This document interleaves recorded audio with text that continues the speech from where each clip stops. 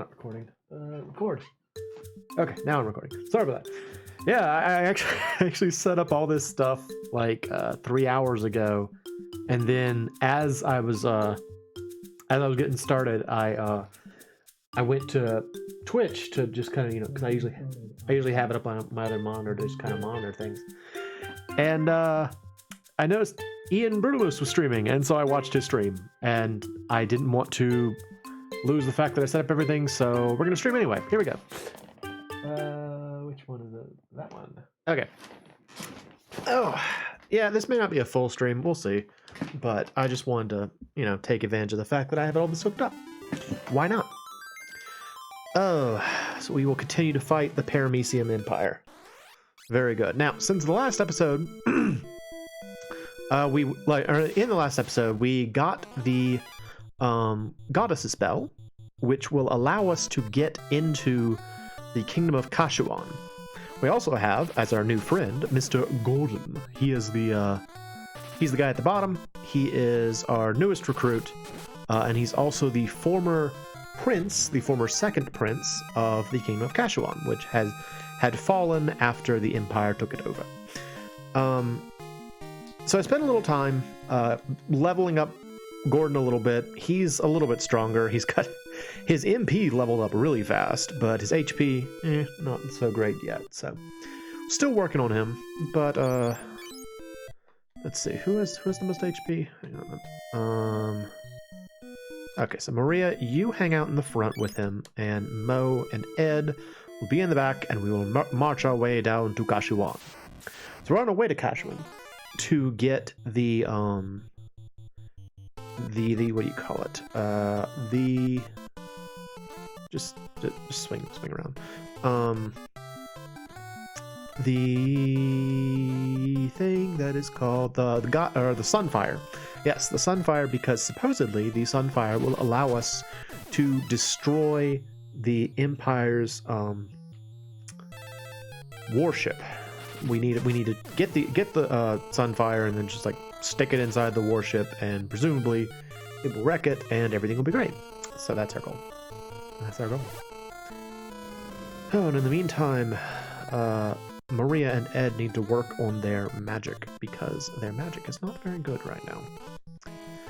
I gave them both at least one spell so that they could start to cast spells, because I don't want them to be stupid. Because I think the only way that you can prove your intelligence is by casting magic. So I do want them to have a little bit of smarts. Oh, well, there you go. One goblin left. Just hanging out all on his own.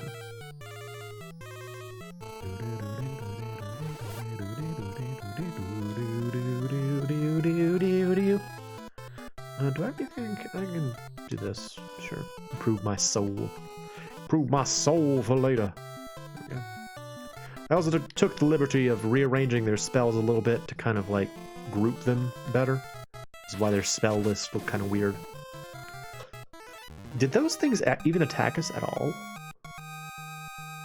I don't think they did a thing to us. We just walked up and killed all of them. Pretty harsh. Pretty harsh. I don't think Maria needs to be in the front. Just Gordon. At least not until we get inside the castle. Nothing here is that dangerous.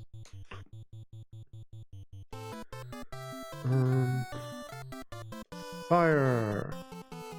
Mew! Fire! Yeah, so, I was excited that, it was unexpected, but I was excited to see that Mr. Brutal Moose was streaming. He did an episode stream, which, if you don't know what that is, episode is I think it's a mobile game, but, it's like a choose your own adventure, like a community submitted, choose your own adventure, story game. So like the idea is that people will come up with a story, and they have like these resources like, posable models and backgrounds and just sort of general resources to play with. And then people make their own little stories. And a lot of them are very like cheesy and kind of dumb. And this is the third time that Ian's trying this out. And it's fun because it's all full of nonsense and silliness. So yeah, it was a good time. Although I think still my favorite series was the first, like my favorite episode series he did was the first one, which was called Kill My Love. It was a story about a young girl named Ian Shade who found out she was heir to a spy legacy, yeah, she had to do all kinds of this and that with spies and such. And the Kill My Love comes from the fact that she suspected one of the two romantic interests might have murdered her father or something like that. So it was cool. It's funny. It's very stupid and funny. So I'm glad to see him doing another one. Apparently he's going to be back tomorrow, so that's exciting too. In other news, I found out that my 3D printer is broken again. That was a little frustrating. Well, partially broken, I should say. If you know anything about a 3D printer, or if you don't know anything about 3D printer, I'll explain it. They're kind of like hot glue guns attached to like a machine arm. So what you do is you just kind of like input a 3D model, and the software breaks it down into flat planes, and then the hot glue guns kind of like draw those planes over and over and over again on top of each other, and that's how you get the finished 3D model. Well, the particular model that I have has two of these glue guns, which are called extruders. And the way I use it is I have a particular type of filament that I use called PVA, which is water soluble, meaning it will break down in water. And I use it for the support structures. So what it means is I can just kind of like dunk a finished print in water and let it sit for a couple of hours, and the PVA part will melt away and the rest of it will stay intact. It's a very convenient way to finish models, because you don't have to worry about like grinding supports off or things breaking strangely or anything like that. Well, apparently one of the two nozzles is completely jammed, absolutely stuck, can't get it out. And I went and talked to the repair people yesterday, and I think he was trying to prevent me from having to actually bring it in for repairs. He was like, "Oh, you think you can do that at home?"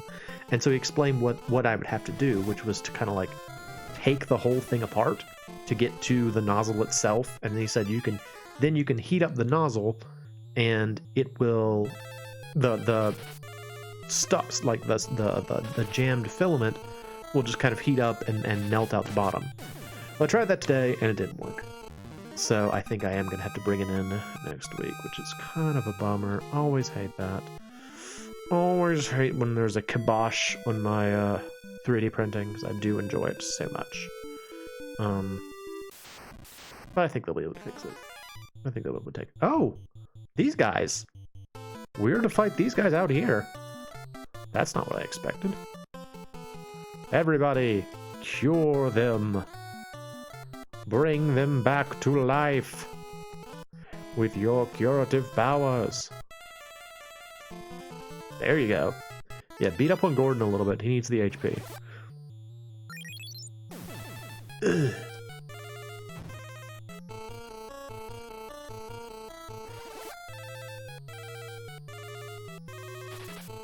Check out.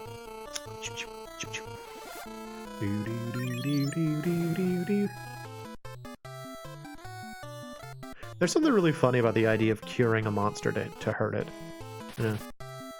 I know it's such a commonplace thing in Final Fantasy games, or like a lot of RPGs, but it's still funny. Like, just the idea that you like cast a cure spell and they're like, ow! Ow! Oh.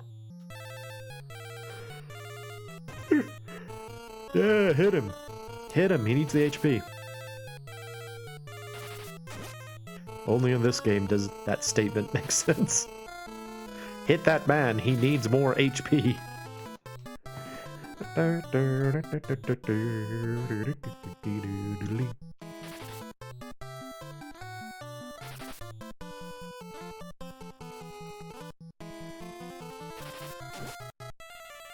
Oh, come on, Gordon. You can do it, Gordon. Hit the dead head. I think those are supposed to be its teeth, kind of there, like just below the nose. I assume those are supposed to be teeth, but they kind of look kind of like hairy, you know? It almost looks like a mustache. A weird mustache. Alright, Gordon. Come on, man. Kill the stupid thing. Oh, goodness.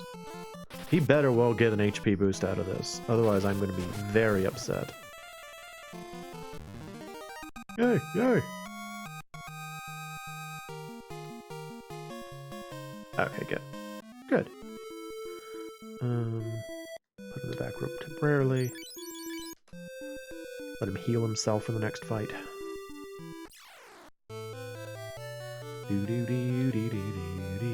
So that is the Sunfire. In order to get the Sunfire, we need to get a what do you call it? A torch. There's a torch somewhere in Kashuan called Eagle's Torch, and it will allow us to acquire that flame such that we might use it elsewhere. That's what we're here for.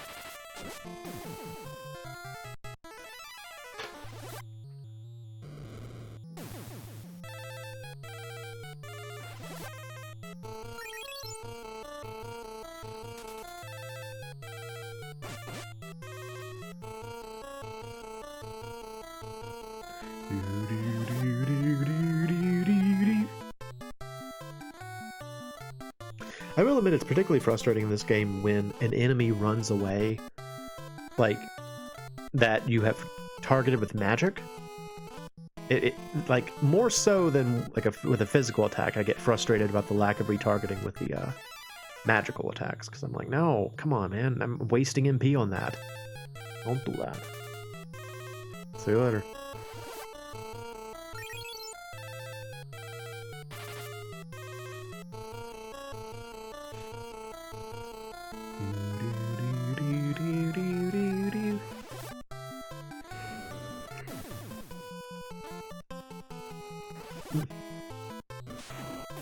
I gotta make sure I don't use up too much MP early on, though.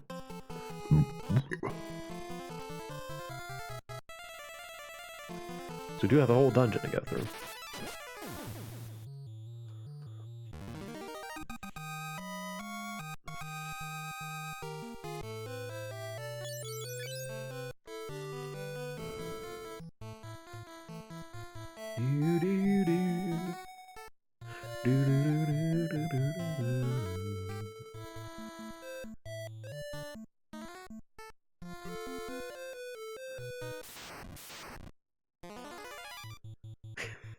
Okay, so I saw that as like I saw that as a soldier with a bomb for a head. It was very silly looking at first. I'm like, what is this strange creature that just popped up on the screen?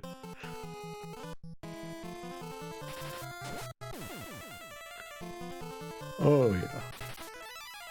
So gratifying to like see an enemy that you know was a big deal earlier in the game, and you just sort of like take it out with one stroke. So cool. Feels so cool.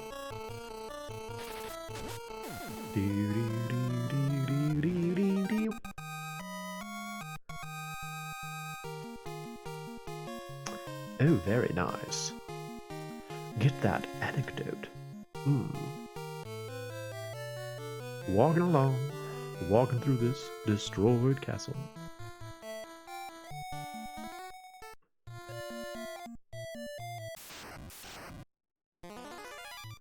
Oh gosh, there's a bunch of wraiths. I don't think these are the guys that blind you, but I'm gonna go to town on them anyway. So I don't want them to kill us. Or rather, I don't want them to blind us. That's really the big deal. Blind is very annoying. It's an annoying status effect in this game. A large part of what makes the status ailments kind of frustrating in this game is your limited inventory space. You know, like, in later Final Fantasies where they have, like, stackable inventories and stuff, you know, you could just carry around like a ton of like eye drops or whatever, and you'll be fine. But like back at this time, everything in your bag matters, and you have the constant annoyance of your bag being filled up by key items. So you're even more limited in what you can carry around. So it's not really a great idea to carry around a bunch of like status heals. There's more valuable things you can have. Same thing for like other weapons and equipment. You know, you just don't need to keep it around. Go ahead and use it when you get it. Oh, he got dumb. Ed got stupid. That's fine. So I realized I was wrong about something with the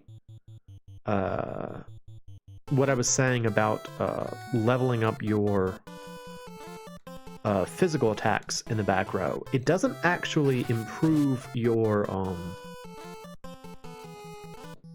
it doesn't have that much of a chance of improving your attack, but what it does do is I think every time you swing you get weapon experience even if you don't hit anything. I think that's what I mean, because you do still potentially get like stat boost, but it's just usually the int down power up thing, so it's not as beneficial as I originally claimed it to be. Still beneficial though. Still something you can do to occupy yourself.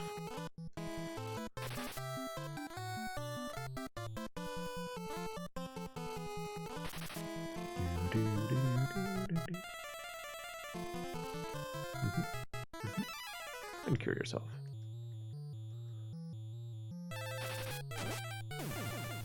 I like these guys. They're like skeletons wearing cloaks. That's cool.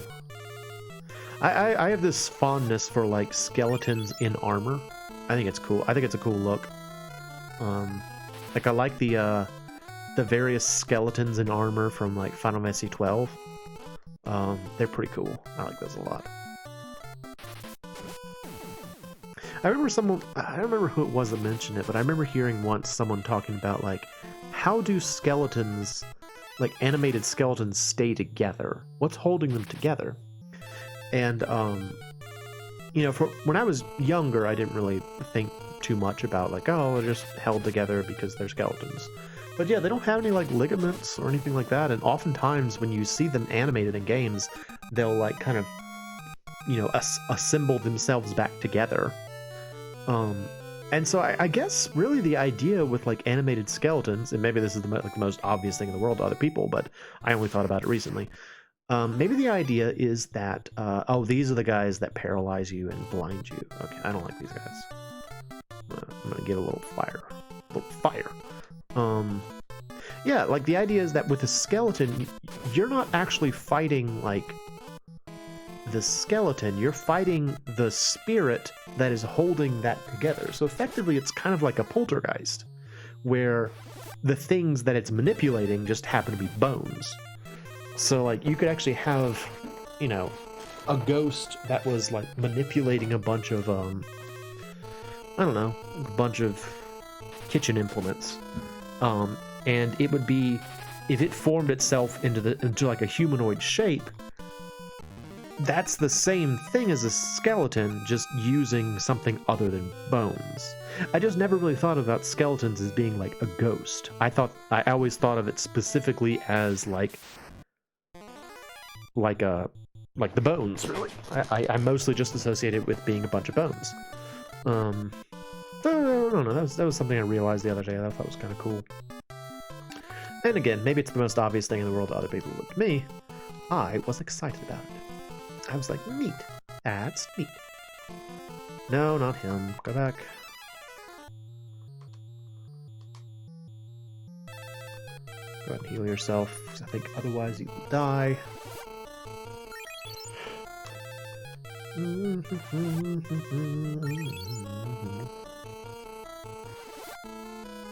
I need to give myself some sort of spell that's like a non-offensive spell that is not like a status heal spell. Like, Moe doesn't have any sort of what do you call it? Like,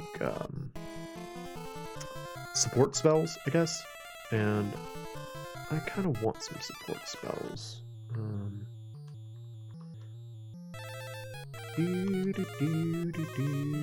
Guys, keep doing that. And you heal yourself.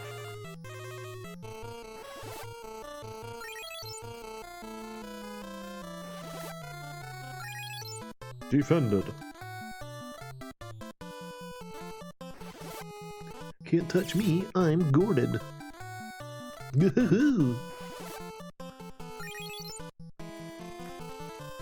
I did not remember that they're Adamantoises just wandering around in here. That's a pretty tough enemy for a random battle.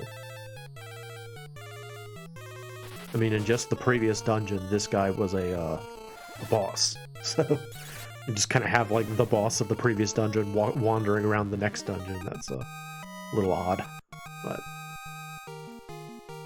Hey, good job, Gordon. Well, you got Vitality. You didn't get HP, unfortunately. But you did get Vit. He's getting Vit. Oh,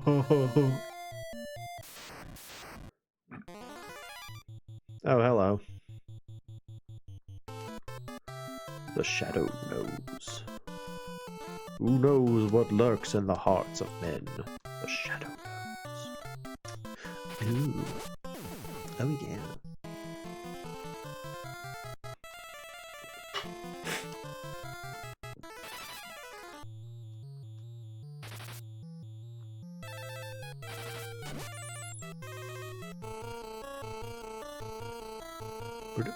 Alright, you keep working on that one, Gordon. You'll get him. You'll get him, buddy. You can do it. She's like, I'll kill all the other ones. You just focus on that one guy, okay? You get that guy. He's yours. Take him out. I mean, I'm joking, but, like, truth be told, like, it's so easy to, like, in video games, make fun of, like, the kind of, like, you know, cowardly characters or whatever. But, like, this is scary stuff, you know? Fighting, like, a bunch of skeleton monsters in what used to be your house. That's pretty spooky. Yeah, I get it. I get it, Gordon. Kudos to you for, trying to face your fears and scare these things out of your house. I wouldn't want to do it.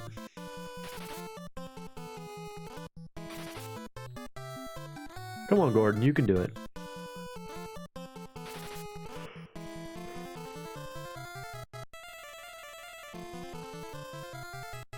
Gambare, Gordon. You can do it, Gordon.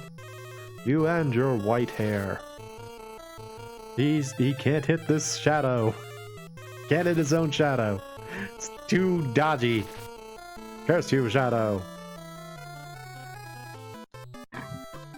You can do it. I will continue to buff you for no reason. Get buffed.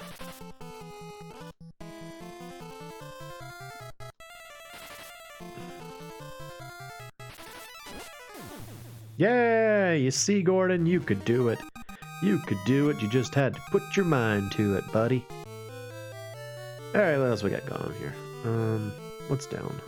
Nothing. But I did see treasure. And let's go get that treasure. You again? Using up a lot of MP on these Adamantoises, unfortunately.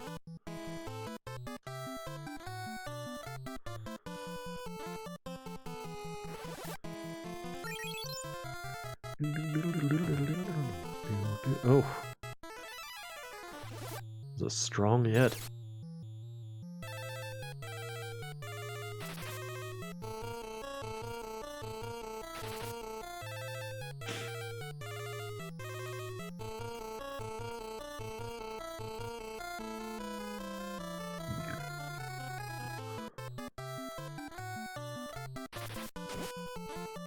Nice. There you go.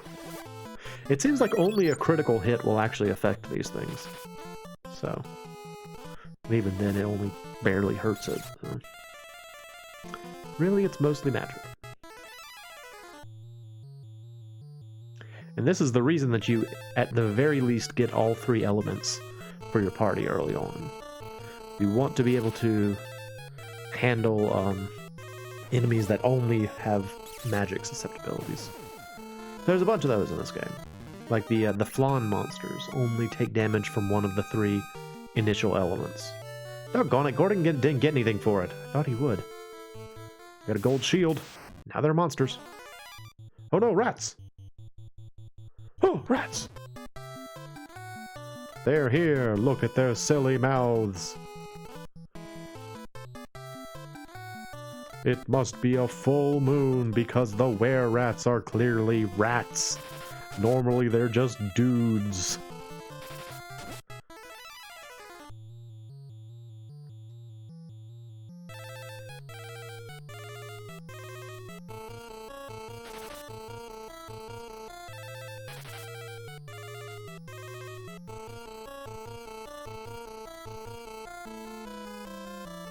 Switch targets for maximum effect. Or miss. That's fine too. There you go. Good job, Gordon. Maria missed, though. Tisk, tisk, Maria. Oh, I thought you were better than this lady. Oh. So adorable. The rats, they are very silly looking. Look at how dumb they look.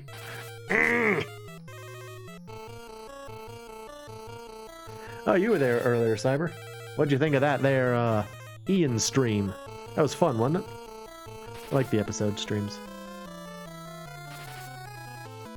Also, I saw that you saw my, my latest groove that I put out. Thank you for watching. I've actually got a couple of those that are just kind of bouncing around. The biggest bottleneck for any of those is just making the visual assets for them. Which is fun. I enjoy doing that, but it just takes a little time. Yeah. There should be some more out soon, as I'm still trying to reach those 1,000 videos by my channel anniversary. So just gotta keep putting out some more videos. Oh, good job, Maria. Let's see. She needs that gold shield. Take this gold shield. Well, let me see. What's your evasion right now? Evasion 39. Okay. Change it. Evasion 45. Okay. You passed out for most of Ian's stream. Thank you. I will keep it up, and it was fun. But I'm glad you saw at least a little bit of it. It's standard, like, you know, the insanity that is episode. But I was not expecting this, I'll tell you that much. He said that oh, freaking ogres, awesome. Punch Gordon, please. Gordon needs some toughening up, ogres. Make him weak, or punch him such that he will become stronger. Do it. Oh, wow. Okay. I didn't think she'd take it out in one go. Cool. But yeah, I've got a couple of songs that are coming out. One that I have recorded that I want to, I'm really excited to put out. It's a pretty long piece, but I think it turned out really well. But I again still need to make the assets for it. So. Oh, she got dumb. She got dumb, but she got stronger. Her muscles enlarged, and her brain got smallish. Just like that. That's how it goes. Hello, Skulltans. How are you? Me and Ed, we're just like hanging out in the back row, not getting to do anything. I have to gloat when I can, because I don't get to very often.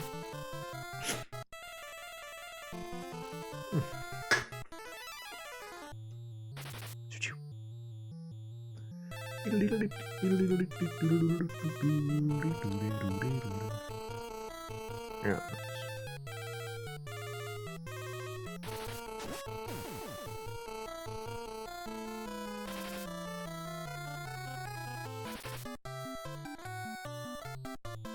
I was also watching I was watching back my Mega Man X stream from Thursday.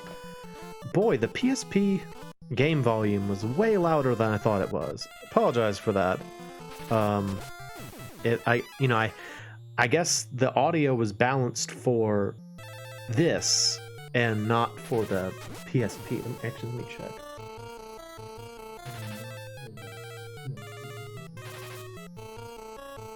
Yeah, like the audio in this game, Final Fantasy 2, is kind of low, and so I had really like bumped up the game volume.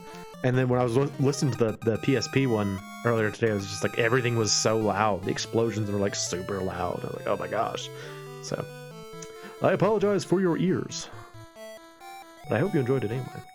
I liked that stream. That was a fun game. I mean, again, it was just Mega Man X1. Seemed okay to you? Okay, well, glad to hear it.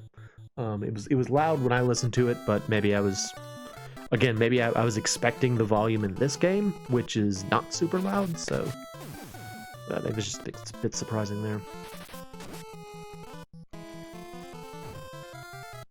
Yes, beat on the woman such that she will get stronger. That's a terrible thing to say. Toughen up my woman character. And Gordon. She says, toughen up, huh? And just like one hits the enemy. Have I ever watched LGR? I have watched LGR's videos. I don't watch them regularly, but there was a little while where I binged some recently. Why? Something come out that was cool? I take recommendations. Freaking land turtle? Wizard ogre? Oh no. Dangerous wizard ogre. We have mute, don't we? Who is mute? Who learned mute? Somebody learned mute. You learned mute. Mute that guy. I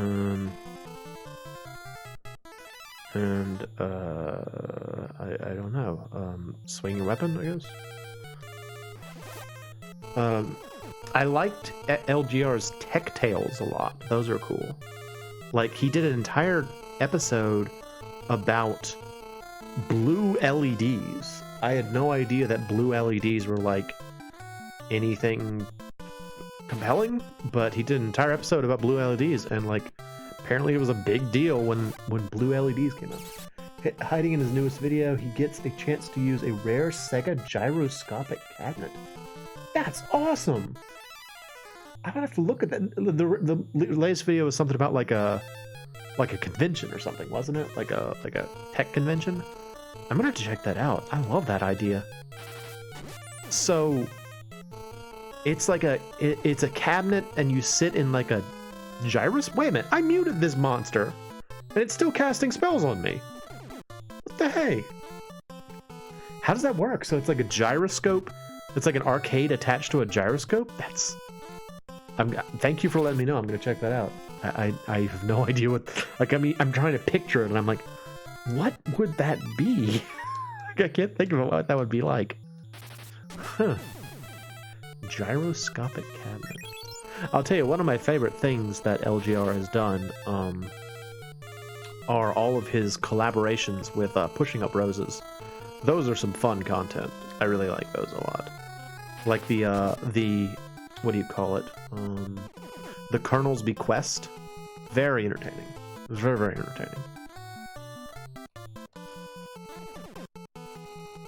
Although I think part of that is just I think the Colonel's Bequest looks like an interesting game anyway. Never played it before, but like you strap into it and it spins in any direction, even upside down. So what is the game part of it? Like, is it like a flight game and you're like kind of moving around? Oh, he plays Afterburner 2? He plays Afterburner 2 in a gyroscopic cabinet. That must be insane. Is it like a fan-made thing, or is it something that was actually produced by Sega? That's so cool. Stop it, Wizogre. Yeah, go away, Wizogre. Afterburner 2. Never played the arcade version of Afterburner. Ooh, sleep! A spell! And equipment. Nice, I'll take these. Those ogres had some mithril gear on them. Go figure. Mithril. Alright. Can you heal yourself? One thing I've noticed about this game is that it seems like the heal spell the heal spell and the life spells will work with a perfect hit percentage outside of battle. Sega made some crazy, so it actually was made by Sega. That's awesome. I mean, from what I understand, Sega was an arcade manufacturer first. Like, what does the SE stand for? Because it's like that. Like their name Sega is like, it's like a portmanteau of something, like something games. Can't remember what it is though. But that's cool, man. I have to check that out. I certainly hadn't seen that. Cool. Anybody need a helmet? I got a helmet now. Helmet? No. Helmet? Yeah, you can have this. Wear this ogre helmet. Put on this ogre helmet, sir. Oh, and I can learn sleep. That'll be I was just looking for a spell that I could learn. Yeah. Awesome. So we'll move that. I'm not gonna stay there. There were 2 at a local mall that spun 360 and tilted slightly. That's amazing. That's amazing. Love that. Love that. Gyroscopic arcade cabinet. Ah, it's cool. I've never actually been in like a gyroscope, like the kind that you... Oh, treasure room! Yay! I found a wear club. Alright. That's for you, Ed. Take this wear club. Nice. It's much stronger. For all that Ed never gets to swing a weapon. Mithril axe. That again. Know that you sat in and tilted you about 100 degrees? Ah, so cool. So cool. Slap.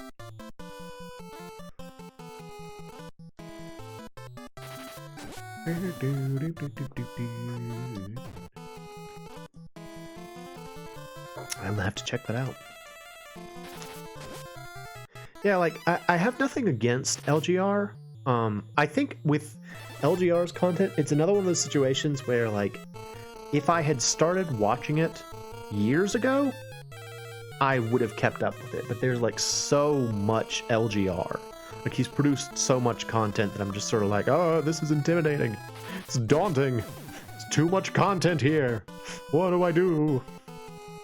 So I, like, get all antsy about it, which is dumb. That's a stupid reason not to enjoy something, but... I've come up with dumber reasons to not enjoy things. Ha ha ha!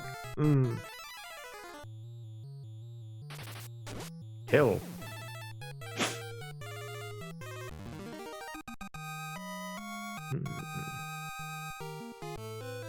Where are you? Mithril sword. I already have one of those, though. I don't need that. The wear cane is the real benefit there. The wear mace. You again.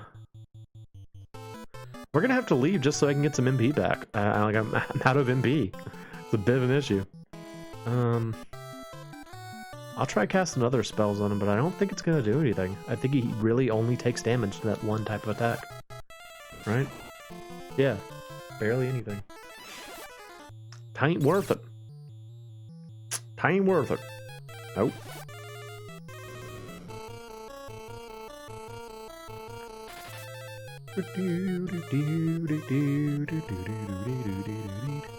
This is, by the way, this is the reason that you really want the Aspel spell in this game.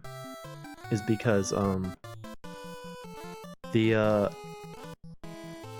know, if you want to use magic at all, it's just really costly. And it's hard to, like, ethers are prohibitively expensive in this game, and you have like a tiny inventory, so you need like a spell that will allow you to get your MP back.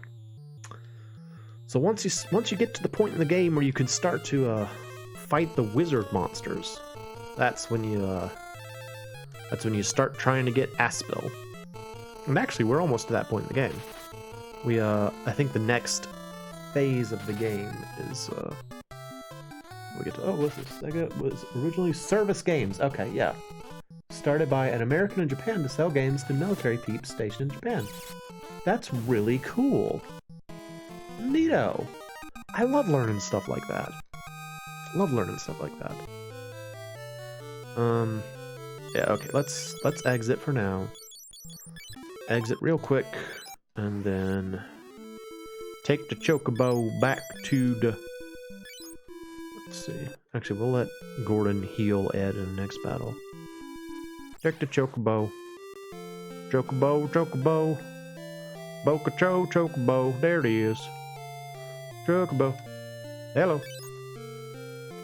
You catch it, and then you leave the forest, and there it is.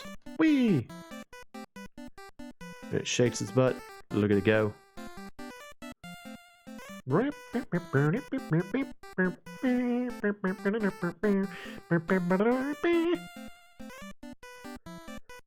it's funny how, like, the original version of this song was so short. Actually, I tell you what, I need to go to Salamando real quick. I think, right? Let's see. 'Cause I still don't have... Yeah, I need everybody to know life. And I think, yeah, 2 of the 3 of us know life, but the 3rd needs to know it too. There we go. I'm still very frustrated that these people are like, Joseph committed suicide? So I really do not regard his heroic sacrifice as being a suicide. Still frustrated about that, personally. Yep, want life. I kind of want warp, but we have exit. We don't really need warp. Alright, life. There we go. Cool.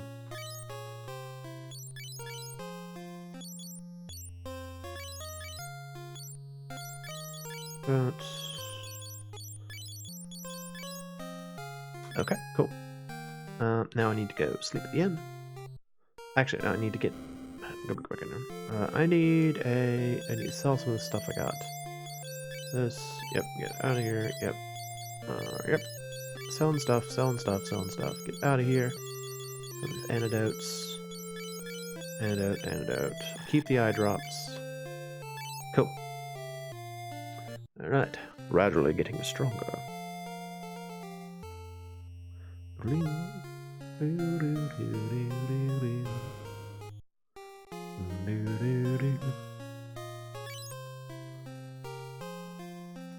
Pachinko. Never played Pachinko before. All I know about it is that it's supposed to be extremely loud. I mean, I know the basics of how you play it. It's a game where you, like, launch little metal balls and try and get them in, like, cups on the board, but I've never actually, like, I don't know anything about strategies for it or anything like that. But I've heard it's very, very loud. Incredibly loud. So that's a thing. It is loud. Okay. Good to know.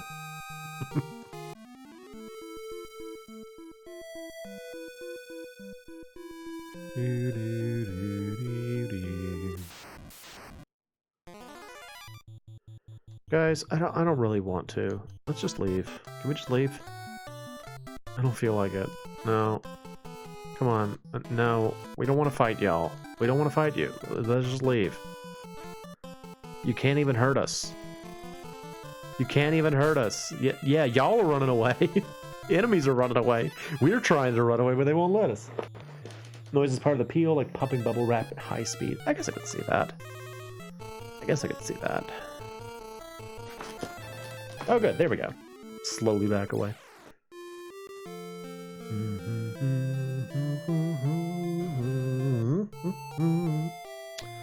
Hello.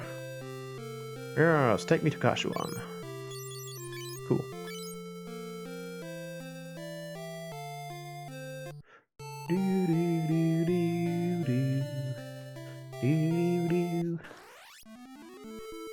Whee!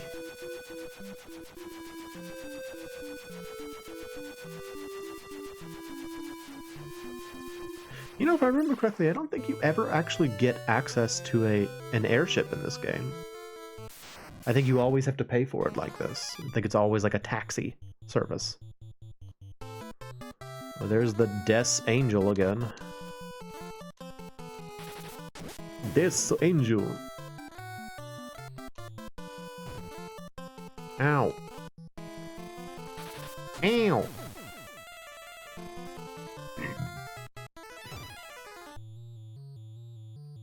I do like that Gordon is becoming more competent with his weapon. That's nice. Oh no, sleep! Ah, sleep!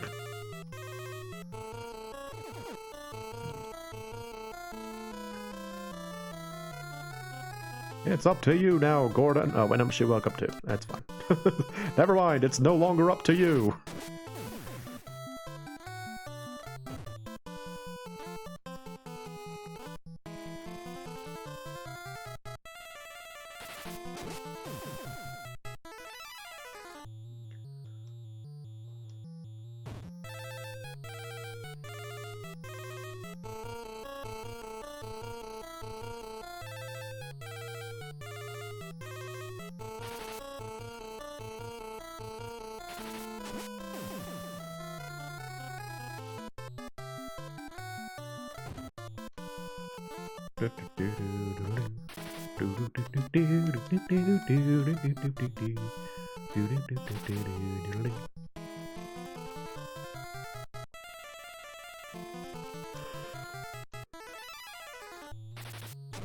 Ooh.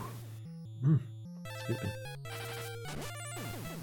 And so unrelated, now that October has arrived, I can finally start putting out this year's spooky episodes. Hooray. I've chosen a game this year that I think I will enjoy.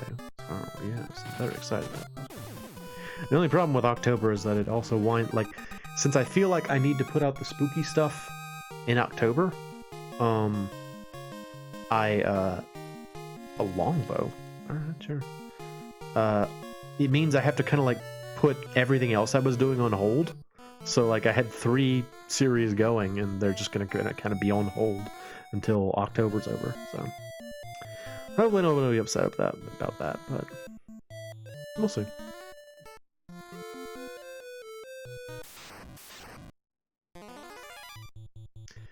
I will admit that as years go by, it becomes a little bit harder to find chicken-friendly October games, though. Trying to find like games that have spooky themes but aren't actually scary, because I don't want to play anything scary.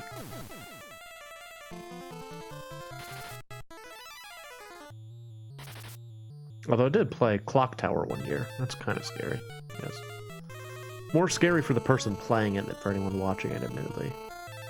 Like, it's an interesting thing, because, you know, there are different types of games in terms of, like, games that are fun to watch and games that are fun to play. And, I mean, they overlap a lot of the time, but then every once in a while you find something like that where it's, like, it's scarier to play because you feel out of control in that game, you know? It's like everything is so slow, and Jennifer is so, like, feeble that you're just constantly trying to keep her alive, and she's just not very good at it.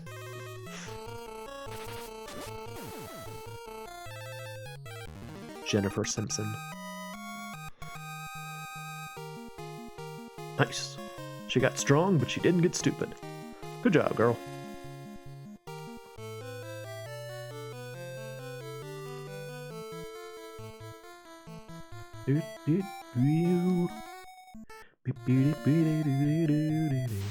Ah! Oh no, mice! Ah, the were-rats are here! They're gonna bite us with their silly teeth! They're so stupid looking. they're really dumb looking, but they're funny. The like the giant rat sprites from FF3, the Super Nintendo one, are they're really cool looking. I think it's neat how like a lot of, I think I mentioned this in the last stream of this. Excuse me. How a lot of the like Final Fantasy staple monsters came from this game. It's cool to see a lot of them get carried forward and see what they turn into. I like that kind of thing. Like, that was something that I think was a big deal in Dragon Quest VIII. Because Dragon Quest VIII was the first one where they had, like, 3D models for the monsters. And so, like, they really reached way back into the past and dug up, like, a bunch of monsters from older Dragon Quest games to include in that particular game. And I imagine it was kind of like a little bit of a celebration of the Dragon Quest series, where they're like, we want to see all of these creatures in 3D. And they look good. They did a good job of it.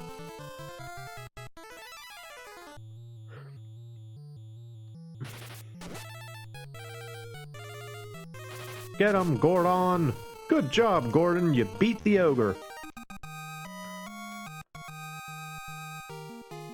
Man, me and Ed are not going to get to do, like, anything in this dungeon. We're just hanging out in the back. Don't get to do anything. But I gotta reserve my MP in case we encounter more giant turtles. Freaking giant turtles. So annoying.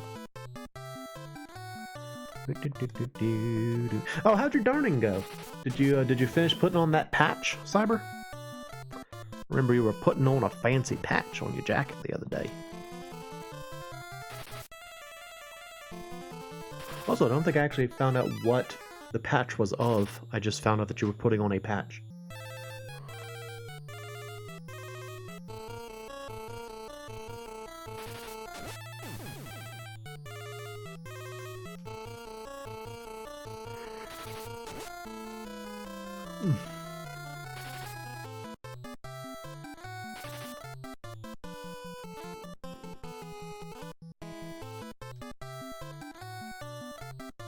No, it doesn't work in this game. Right. Hi. I've slain my shadow. Will not vex me further. Nice. I love when they get the power boost without getting stupid. It was very convenient. I feel like that was more common than I realized. Or let me put that differently. I recalled that being more common than it has proven to be in this playthrough. That you would get attack boost without really losing stats. So I've been surprised that we've had so much bad luck in terms of getting the crappy stat boosts. It was always frustrating. Because you don't want a reverse stat bonus like that, where you kind of like get one thing and you trade it for something else. You want to just get the full boost.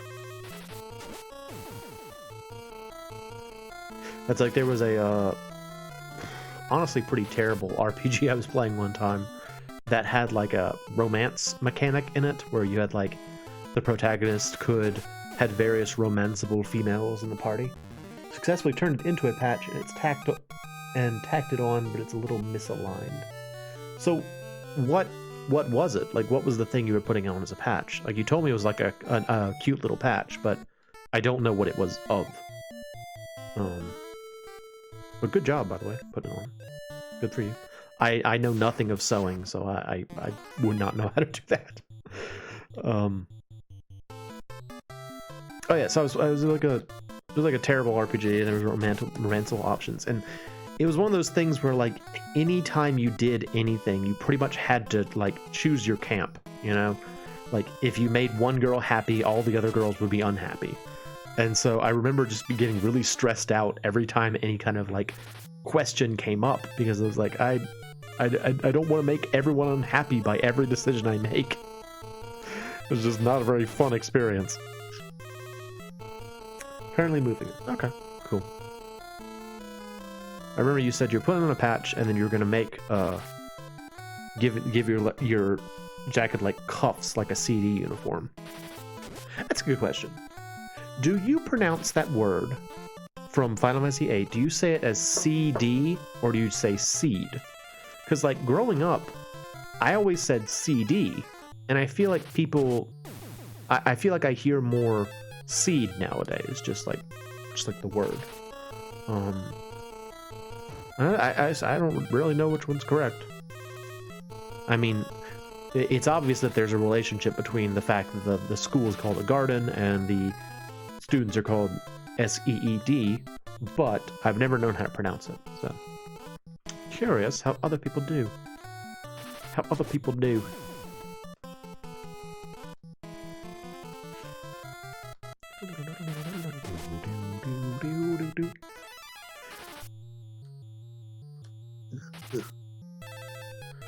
We're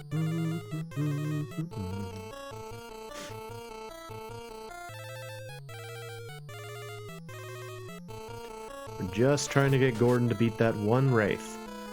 Been going after the same dude this entire time. Come on, man. You can beat him. Yeah, there you go. Told you could do it. Super strong. Super strong.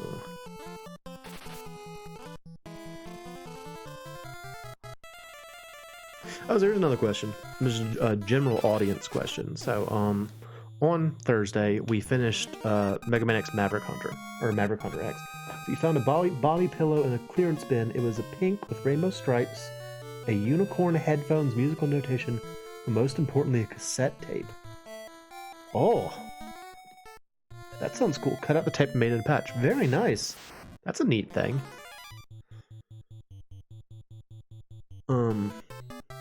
I like that. That's a cool idea. Good for you.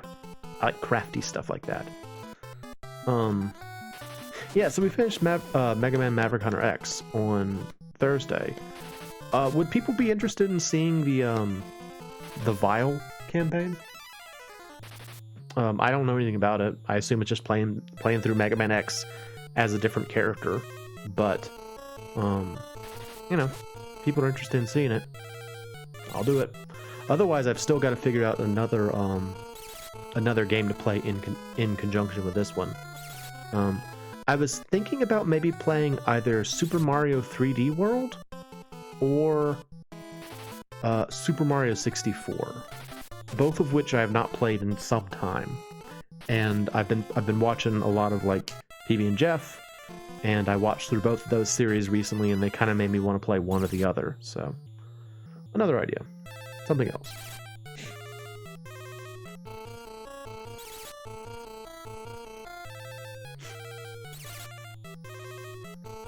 Just trying to come up with ideas. Stuff we can do. Things that will be fun. That is the goal, after all. Oh, nice. My soul went up for some reason. No idea why, but okay. Oh, ice. Alright, that's cool. I'm gonna teach that to Gordon. Gordon, why don't you learn an offensive spell? Here you go, buddy. Ice. You did it.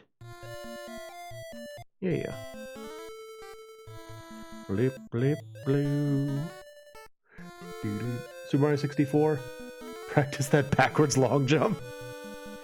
I could try it. I've only ever managed to do it once, and I don't know any of the other...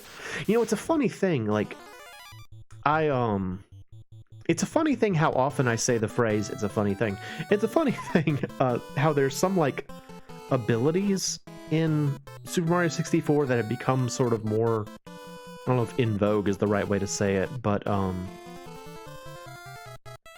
like one that I would say that I see people using a lot that I never used growing up is the sideways, like the side flip, where you like run and then you turn sharply and you jump and you kind of like do a little side flip.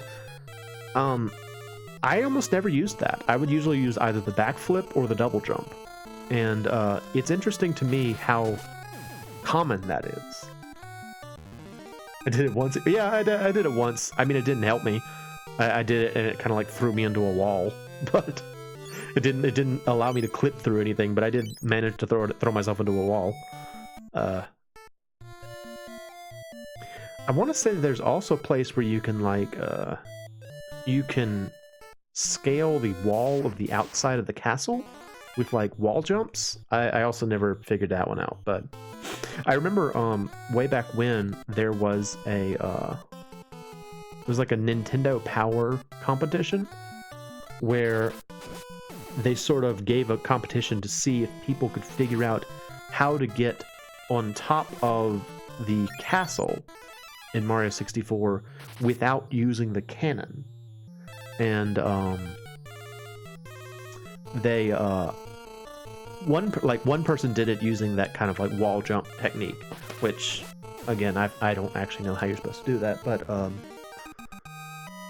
another person kind of skirted the rules a little bit, and they just used the wing cap, but they didn't launch themselves out of the cannon. And I remember the writers in the magazine were like, "That was pretty clever. We give you full points for that." Gassed, huh? I'm gonna take these guys seriously. I don't know what they can do, but I don't want them to do it, so. I'm sure they could do something terrible, so I don't want them to do that.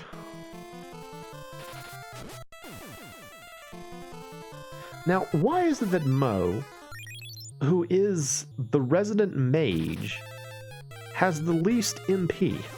I'm frustrated by this. This should not be so. Do I actually have the lowest max MP?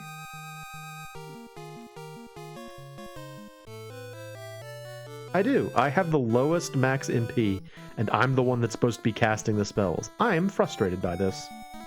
Vexed. Most vexed indeed. Here's a door. What's inside this door? Nothing. Not even a room encounter.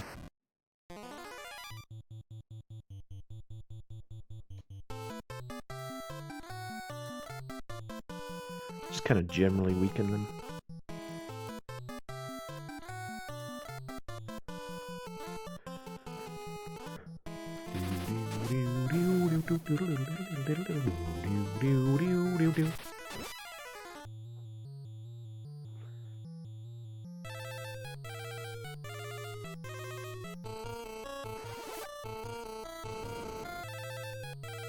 That's actually doing pretty good damage. You know, considering.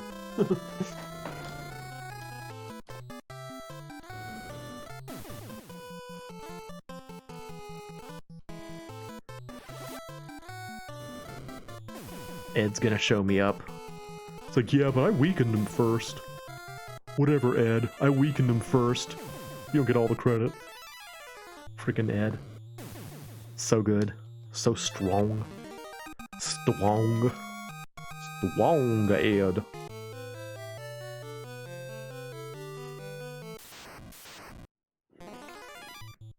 Hello, rats. Where? Actually, I'm gonna try and put him to sleep. Sleep. Go to sleep.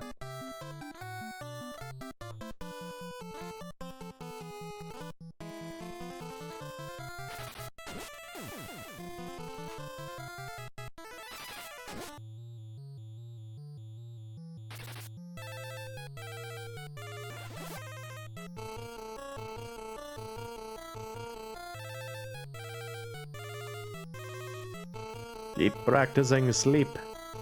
Do it. See if you can put the rats to sleep. Your magic up is dead, Neely. Well, it's asleep in a sense of the word. Sleeping forevermore. It's in the forever sleep. Ah, I got smarter. Hooray! Always good when we get smarter. What's over here? Nothing. Nothing! Alas! Alas and alack, you found me out, you big lumpy lump. That is a reference to a Space Ghost Coast to Coast episode. It was Lokar who said that, but what was he doing? He was like disguised as someone. Can't remember who it was though.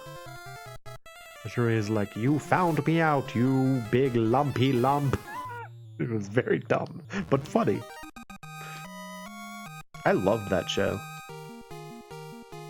Love that show so much. And then they got to that like last season, and I was like, oh, this is good. Like it's sort of a funny thing. Like when the show moved to Adult Swim and they could suddenly curse, I feel like the show became a lot less like clever and interesting than it was. Like they just started, you know, they didn't have to work around the fact that they couldn't curse and still wanted to make adult humor.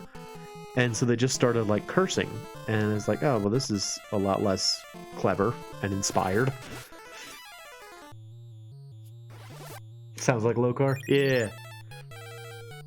I don't know, it's just, the show was so funny. I think the first episode of that I ever saw was the one, it was the Hungry episode. Which was the one where Zorak's nephew was on the show. What was his nephew's name? Oh, now I can't remember. Ah, fudge. What was his name? I just remember he had a nephew, and then by the end of the show, he ate him. He ate his nephew because he was hungry.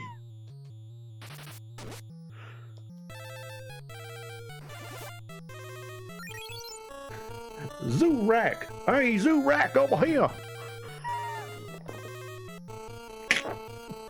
Oh my gosh. It's the audience of the apocalypse. I am Zorak, Locust of the Apocalypse. Are you a locust or are you a mantis? Both. I'm both. I always like I always loved the dynamic between with Moltar and Zorak. They were both villains, but they were also in charge of, like, you know, the band on the show and the directing. Moltar was just in the back.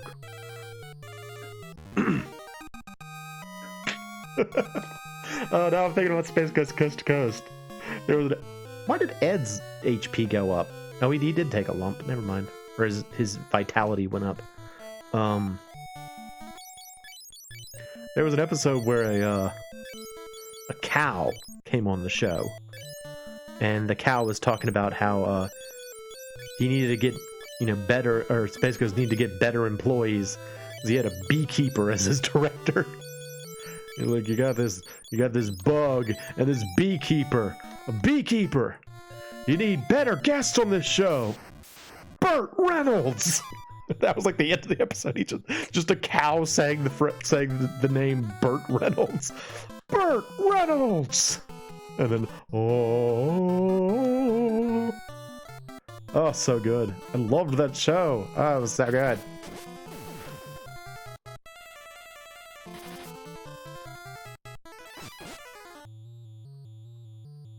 So many funny episodes.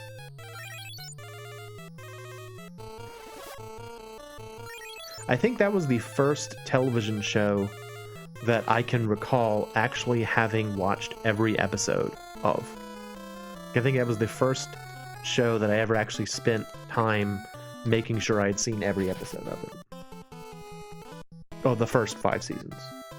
Because again, on the 6th season, that's when they went to Adult Swim, and I just kind of like lost interest in it. But those first seasons, so funny. So funny. So many good episodes. Alright, that's where I'm supposed to go. I don't want to go there yet. It's the Wizogre! Apparently the Wizogre does not know the futility of multicasting attack spells. It does not work. Raymond! That was the name of Zorak's nephew. This is my nephew, Raymond. Say hello to Space Ghost, Raymond. Hello. Hello. He had a voice kind of like that. Hello.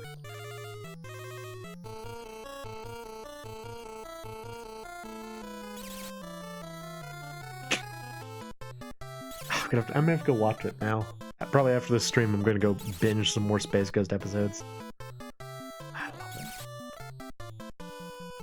It was one of those shows too that, like, you know how there's some shows that don't really, like, they age really well, you know, and like their humor. I don't want to claim that it had timeless humor, but it's sort of like a Homestar Runner, I think, where you know, like the humor is still funny because it was weird even at the time. You know, it's like even at the time it was like really out there, so it's still really out there. And I like that. Cad Ghostal and his evil twin, Chad Ghostal.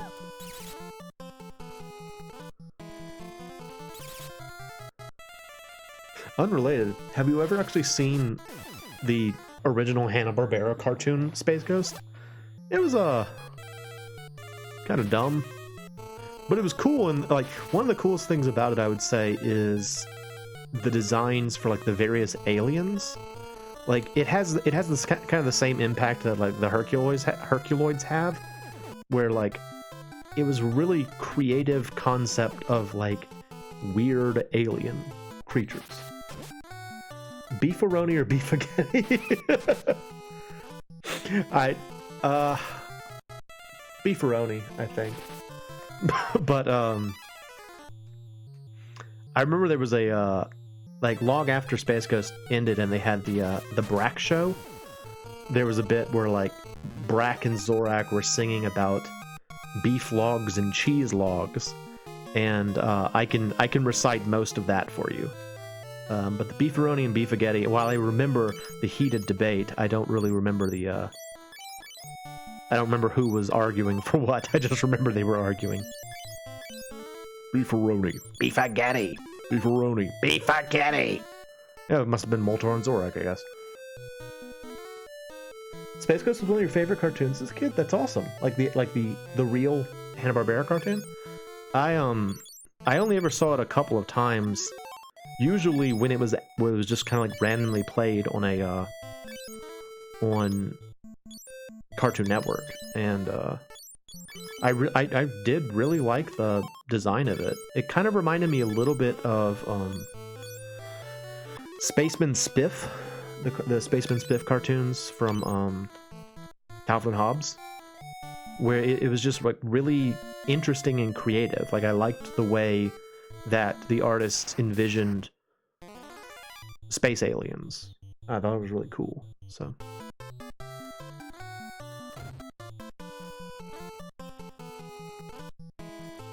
actually, no, now that I think about it, I remember that it was Zorak and Moltar arguing about Beefaroni and Beefaghetti, but I can't actually place who was arguing for what.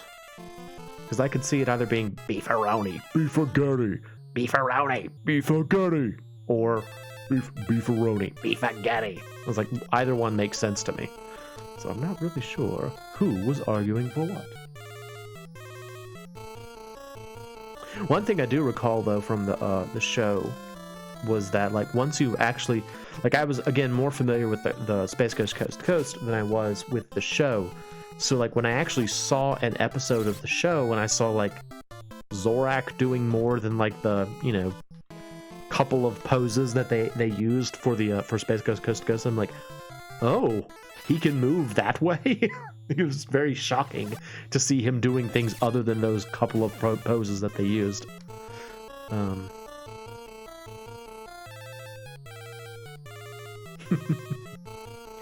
I'm so nostalgic now about Space Ghost. I can't stop thinking about it now.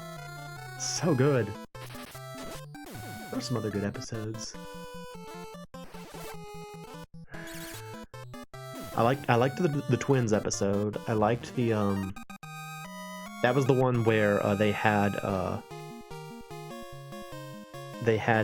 Elvira and who was the other female guest?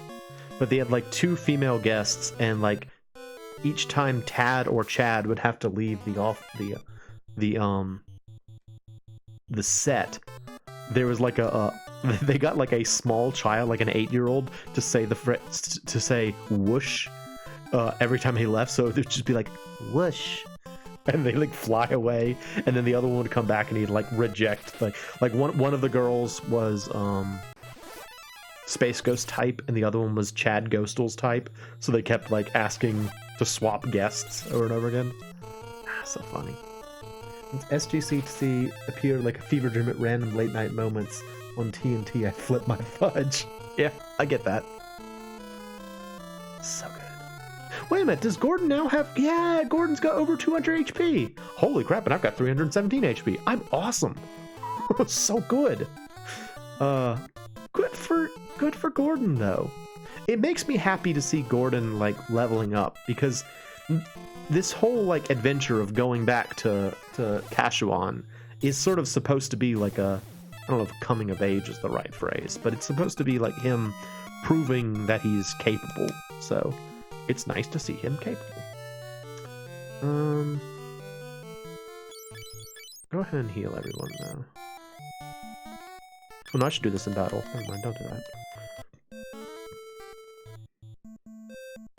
I'm gonna let Ed get in the front row and whack some dudes in the head with his wear rod.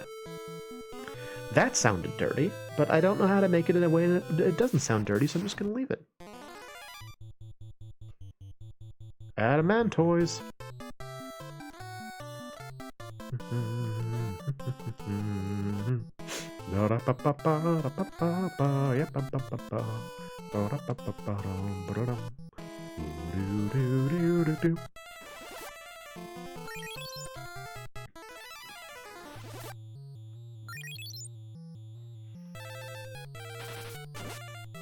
Whoa. That's how you know Ed is strong, if he can do a non-critical hit that does damage to a giant turtle monster. That's pretty impressive. Dude is swole AF.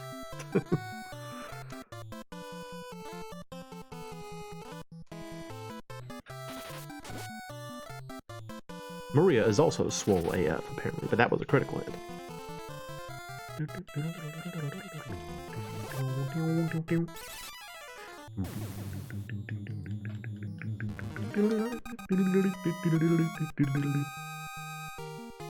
Oh, got smarter. Good job, me. Thanks, me. No problem. You're looking handsome today, me.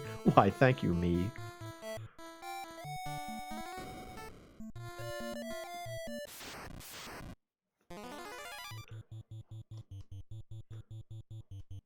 Oh.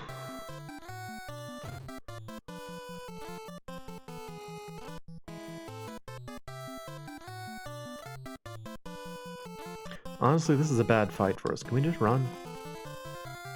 I'm pretty sure the monster we're about to fight only takes damage from magic.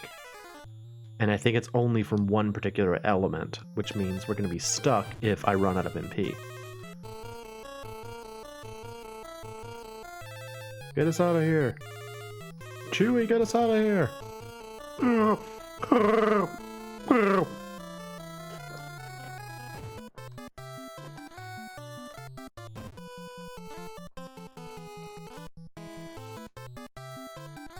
I guess I could have Gordon start casting some spells. I don't want to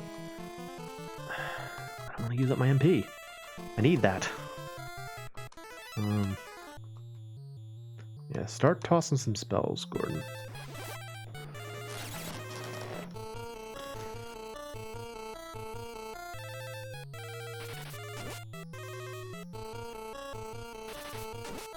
Man, the Herculoids was a weird show. Right? Did you ever watch the Herculoids? It was like a Tarzan show, except they were all aliens. Like, there's kind of like a Tarzan vibe to it, where like everybody, like all the human characters felt like kind of primitive, but all of like the animal characters were like aliens. It's very strange.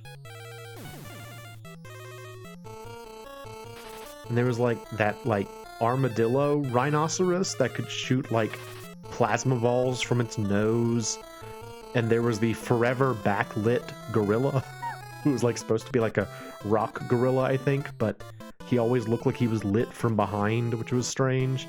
Just a weird show. The Herculoids.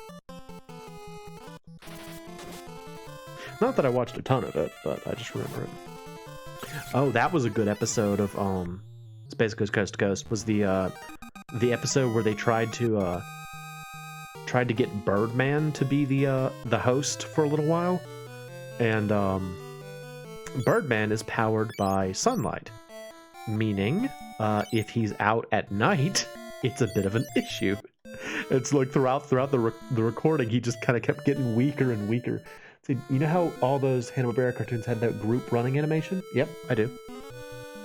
Oh no, it's Red Soul, the guardian of the Eagle Torch.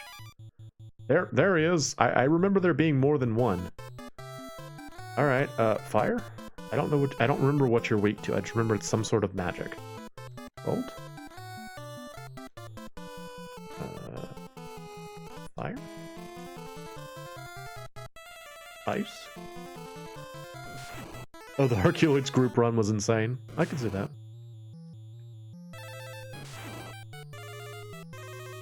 Yeah, I have a friend who, he likes to hold up Hanna-Barbera as like a prime example of the worst of like what animation can do, in how so many of those that like so many shows, like so many Hanna-Barbera things had just those constant running animations. All right, none of that worked. None of that worked. Do I cast curative spells on you? Are you immune to magic? Do I just have it backwards? But yeah, he would always be like, "Yep, you know, a third of every Scooby-Doo episode is just them running down a looping corridor." Oh yeah, there's something to be said for that.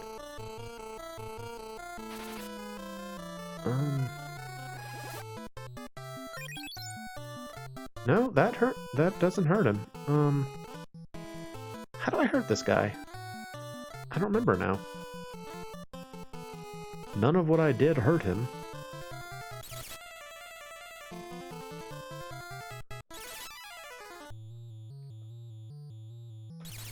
This guy is actually doing damage to us with group cast magic, which is shocking. That's not something you see very often. Nice.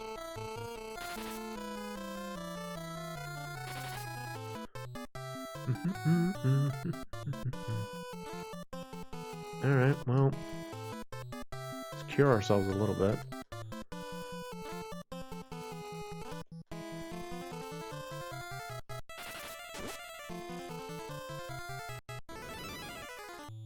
I really remember this guy is... Oh, that's gonna kill Ed. Oh, no, he survived it. Okay, good. Everyone survived it, good. I remember this guy as being susceptible to, like, only one type of spell. I guess I'm wrong about that.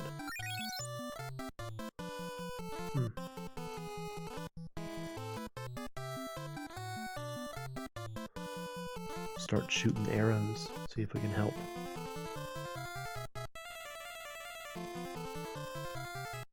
Ate a dragon, a golem, that rhino armadillo, a pair of slime monsters, and a cute baby dino or dog or something.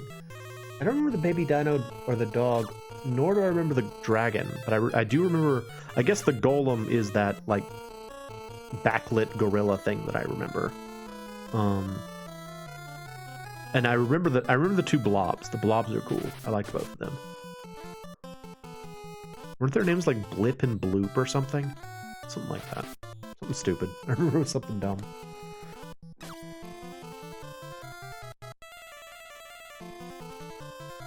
I think the monster might actually be out of MP. So that's cool. So I guess we'll just kind of keep attacking and, you know, do small amounts of damage until it dies.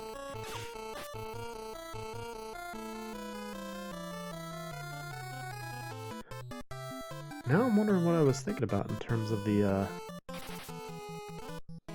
this thing being susceptible to a particular type of damage, or to a particular type of magic damage. It's not that it's vulnerable to life, is it?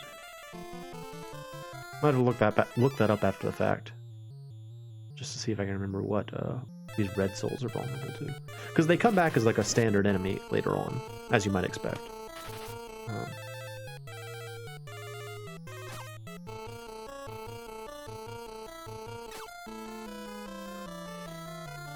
I mean, nobody's really in danger right now. We're just kind of like swinging away.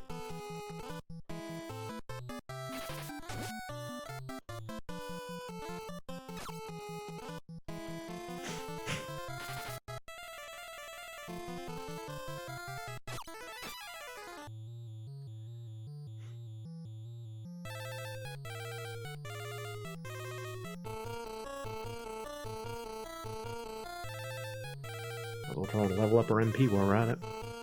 Why not?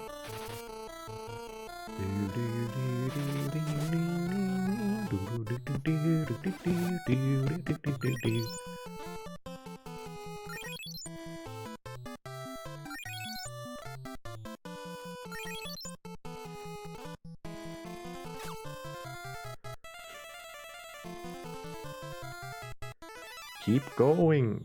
Keep going.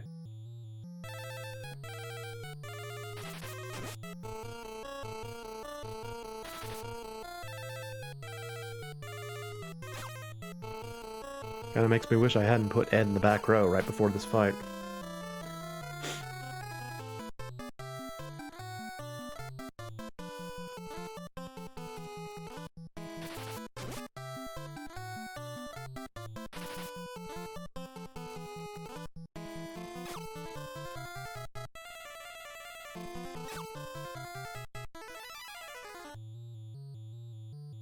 Hopefully we'll get some stat boosts out of this. That would be nice.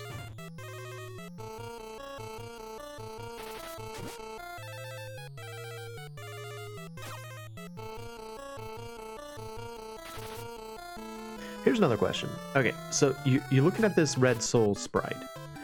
Its eyes, do you see it as it has like black, kind of like glassy eyes that are shining on the upper right? Or do you see those white parts as it's like the scleras of its eyes and it's actually like looking down and to the right? I can't decide. Like I originally saw it as they were sort of like blacky, like blacky. It's not a good thing to say. They're like black, glassy kind of eyes, and they're like shiny on one section. But now that I've seen it as like those are the scleras and it's kind of like looking down and to the right, I can't not see it. It's like now that's kind of like stuck in my head now. Oh, that's a riveting battle. Come on, Red Soul. You've overstayed your welcome. You see him as shiny too? Okay, yeah. I don't know, that fits better with what the enemy type is. You know, it's like a scary ghost face, but it looks very silly if you see it as like him looking down and to the right. He's just like, it almost looks like he's about to bite his tongue.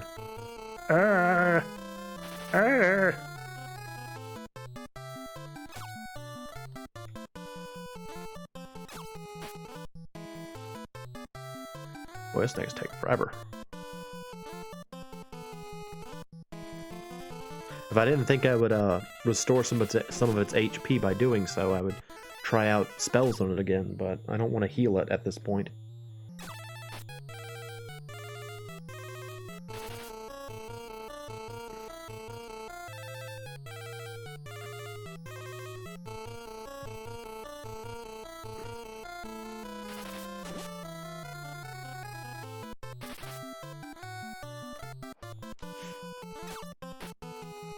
Nice.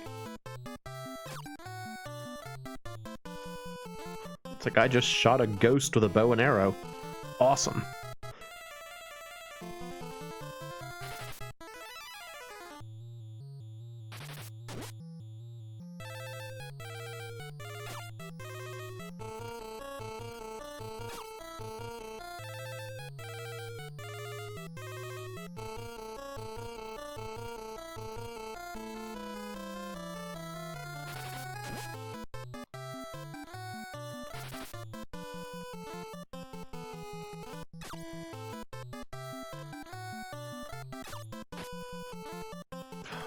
Come on, man. Get off the stage. Boo. Boo, Red Soul. You used up all your MP at the beginning, and now you're just hanging out. Slowly taking tiny amounts of damage over time. It's like the most pitiful boss fight. We're both just barely chipping away at each other.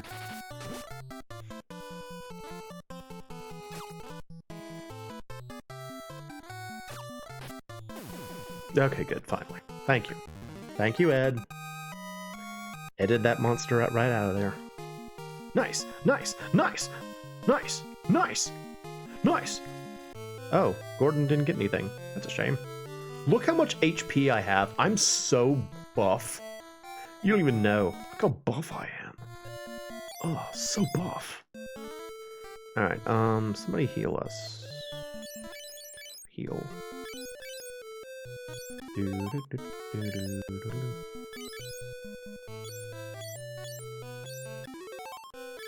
I'm kind of sad that Gordon didn't get anything for that. I feel like he deserved it. I mean, that's the sad truth of this game, is that, like, you know, when you get status boosts, it's just like or when you get stat boost, it's a percent chance. It's not really like a perfect thing, so. Alright, I want to get out of here. Magic, Ed. Exit, please. Bloop. Alright, so now we have the Eagle's Torch, so we go back in here. We heal Ed, because he's low in health now. Physician, cure thyself. Again, please. Good boy. Good girl. Svenska Hagentanken. We go up here. We fight something. We fight some weeds. Hello, weeds. Why are you here? I'll put that weed to sleep.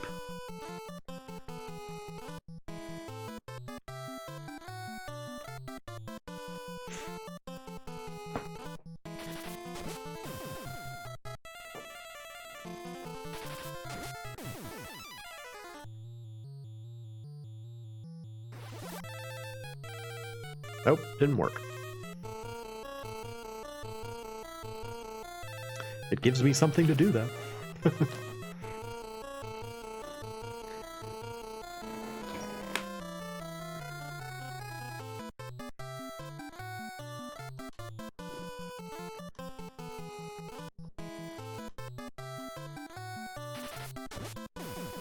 Maria is really fast, actually.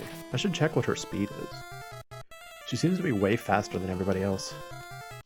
Which is good. I like that.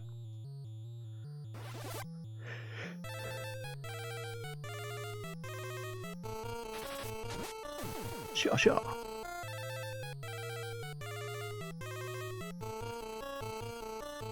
That's right, I got a bow. I'll just attack something, whatever. That's fine. Sure, sure.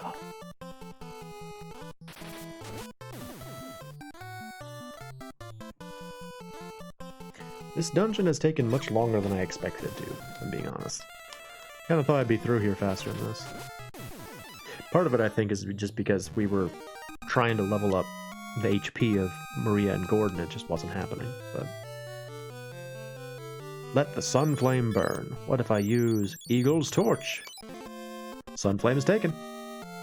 Yay! Alright, I got the sun flame. So now we gotta go and find a way to get into the warship. What? Oh no! The warship is chasing Sid's airship! That's a problem. That looks like a problem. That's not good. Is it just me, or is the theme very close to the Dragon Quest I overworld theme? Do you mean the song for Kashuan, or the overworld theme in this game? I could see the overworld theme from this game being similar to the one from Dragon Quest I. That's a fair comparison. I wouldn't say the Kashuan theme sounds like it, but the overworld theme I could see. They're both kind of like quiet, melancholy songs. So, actually, the remake of this game for, well, all of the remakes, in that place that we were just okay, well.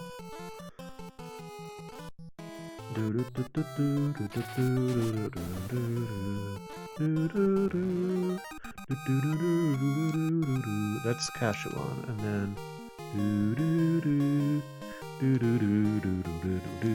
Okay, yeah, I get it. I got it. Yeah, I could. They have similar themes.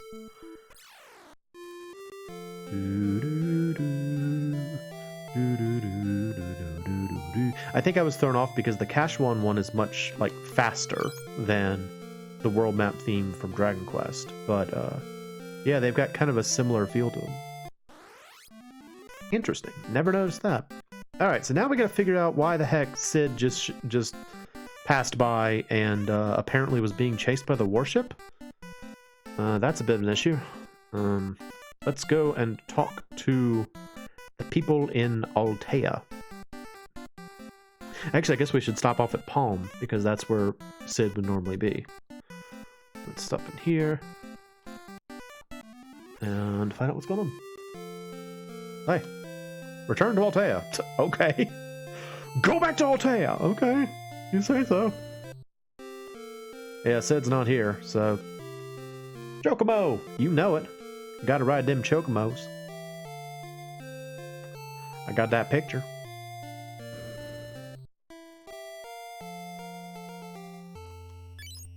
It's like, go back to Altea. All right, but let me take a nap first, okay? I'm a little sleepy. Need some shut-eye. All right, please give me the palm puffed fairy, if you would. You know it. Oh, is this puffed? This is puffed, not palm. Palm was the first place. The puffed is the second. Whee! Whee!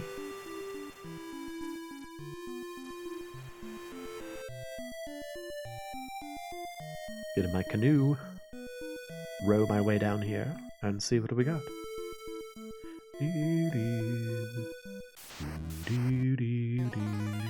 Oh yeah, so what I was saying is the in every remake of this game they altered all the songs to just like add like an extra section to them, an extra like lengthening part, and the world map theme is much improved, I would say, by the extension.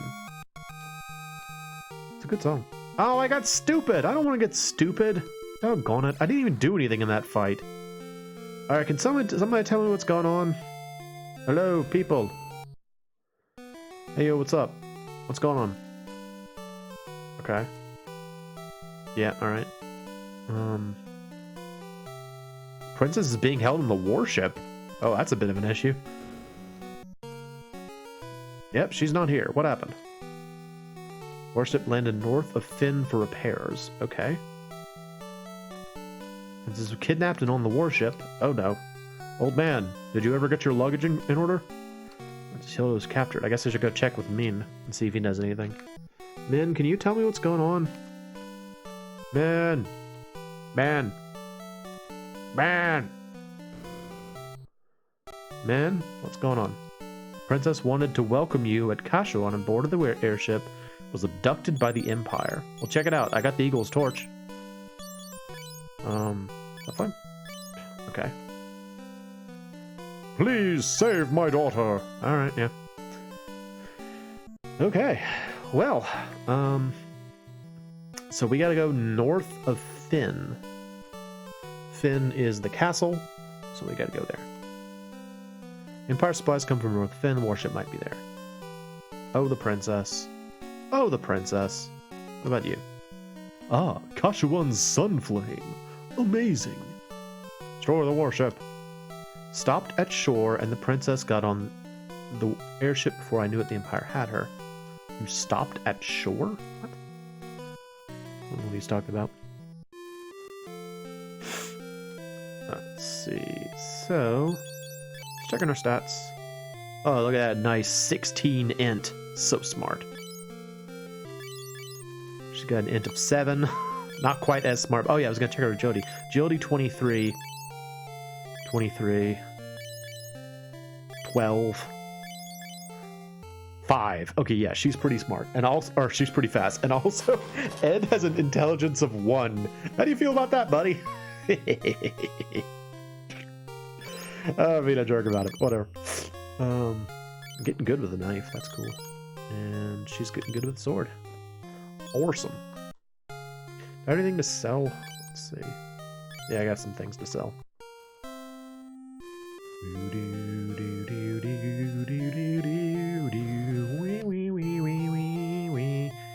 Hello. Buy my objects. Yes. Yes. Yes. Yes.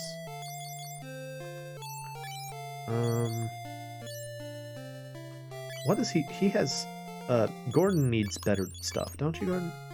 Yeah, you still need a bronze, you have a bronze armband, so let me get you a better one of those. There you go. Nope. There we go.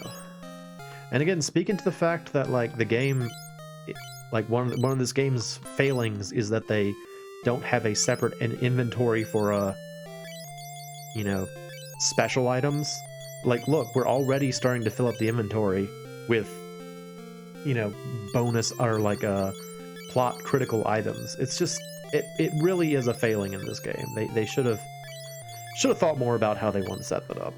I can't defend that, but like there are a lot of things in this game I will defend. That's not one of them. That's silly. Alright, I need to buy a tent, I think. Or a cottage. A cottage to use once I get up to the place I'm going. Buy one of those.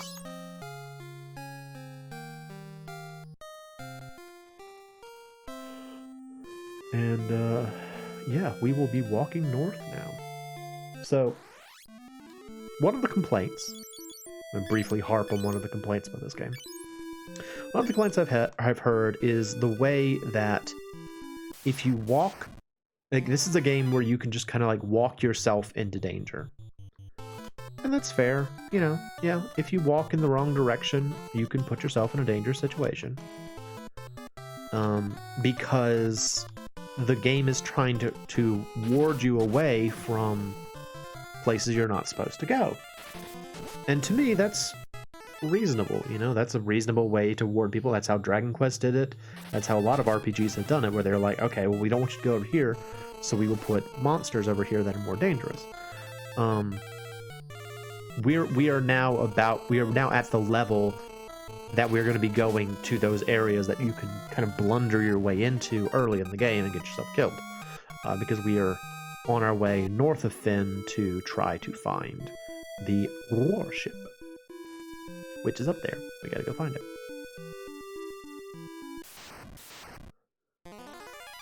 Hello, goblinos. I will put you to sleep. Slap. Do it.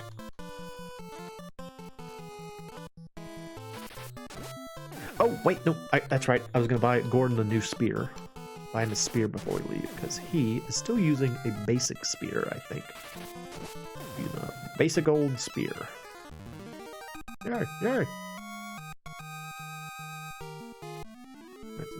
I'll take the raft, or I'll take the canoe.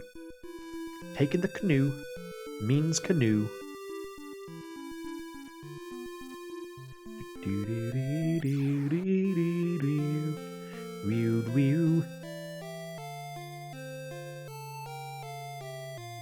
Keep yawning tonight.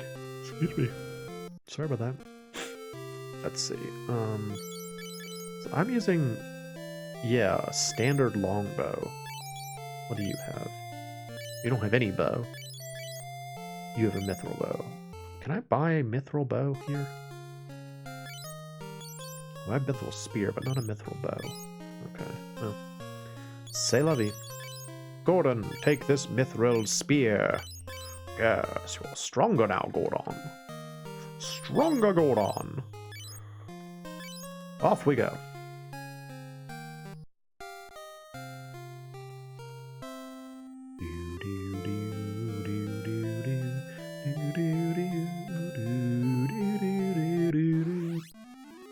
Alright, off we go again. To the northwest. To find the warship. To save Princess Hilda.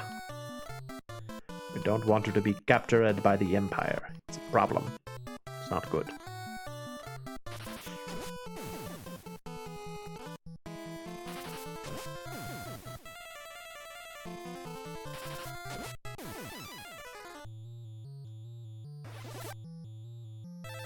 Nope, didn't work.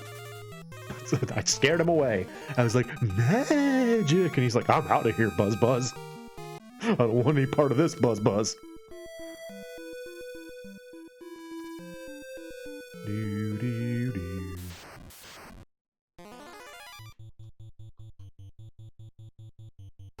I think one of the other things I liked about this game is how they're like a lot of different environments in this one area, you know?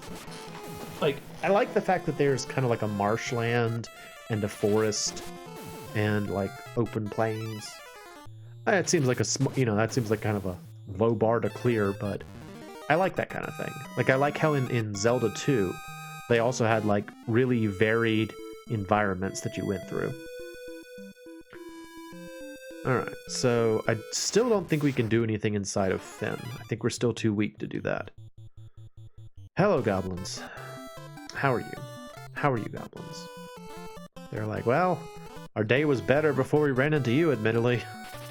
Ah, Frank! Frank the Goblin, no! Jim the Goblin! No, Bill the Goblin! Yep. Their day was better before they encountered us. Because we horribly murdered them, and Maria got dumber again. Alright, well, can't do anything there.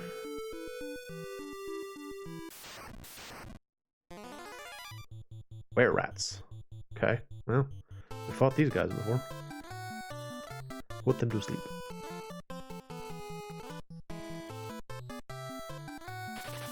Shoo shoo! Yeah, so strong.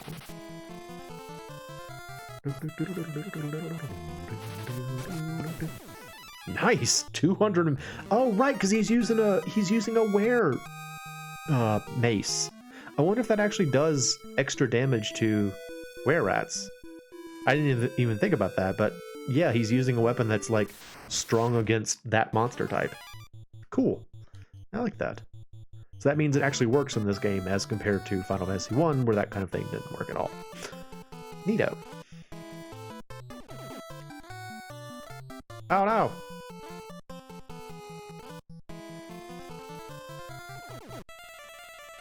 Gordon, no!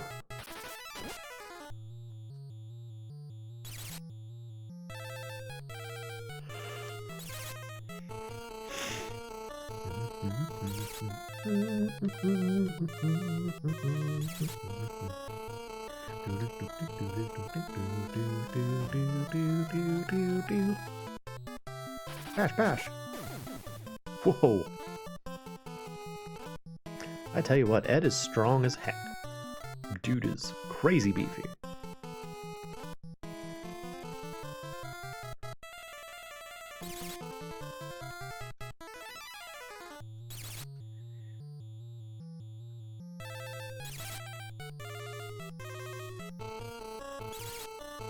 I like these ogre designs.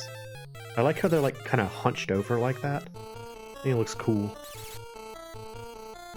They're all wearing one fashionable bracelet.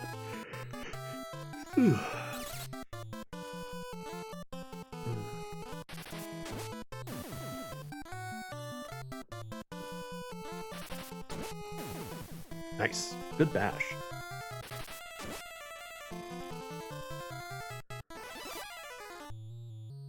Nope. Still haven't gotten it. Keep trying, me. You too can learn to cast sleepy time magic on the ogre.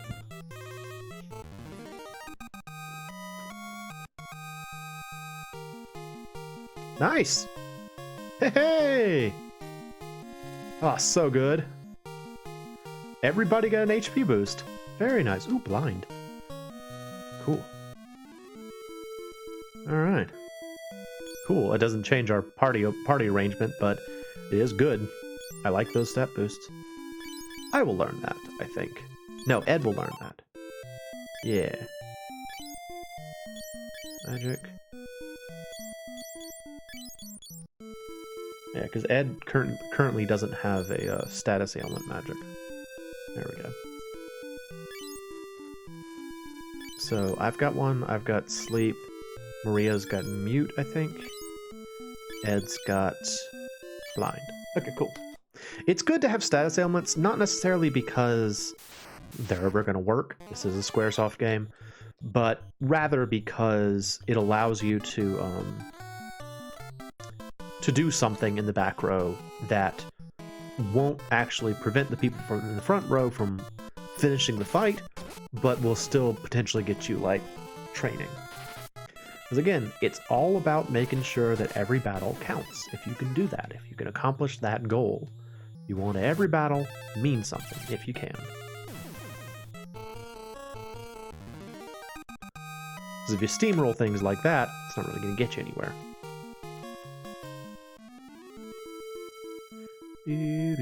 Still have not found the warship. So, yeah. Don't know if I was supposed to bump into it by now, but I have not done so.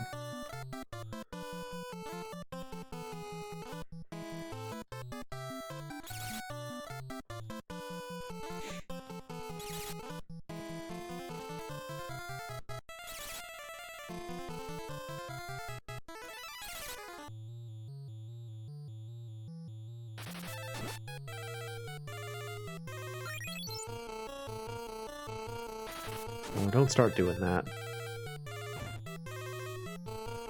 Don't increase your own evasion. We need you guys to be vulnerable. Nice. Dude, hits like a truck. It's awesome. I always like that phrase, hits like a truck. I think I first encountered that when I was playing FF12. And I was reading about one of the hunts. There's like a hunt that you could do pretty late in the game, and the FAQ I was looking at said that this boss doesn't have many sophisticated attacks, but it does hit like a truck. And I think it's like, ah, that's funny. It's like a truck. I like that.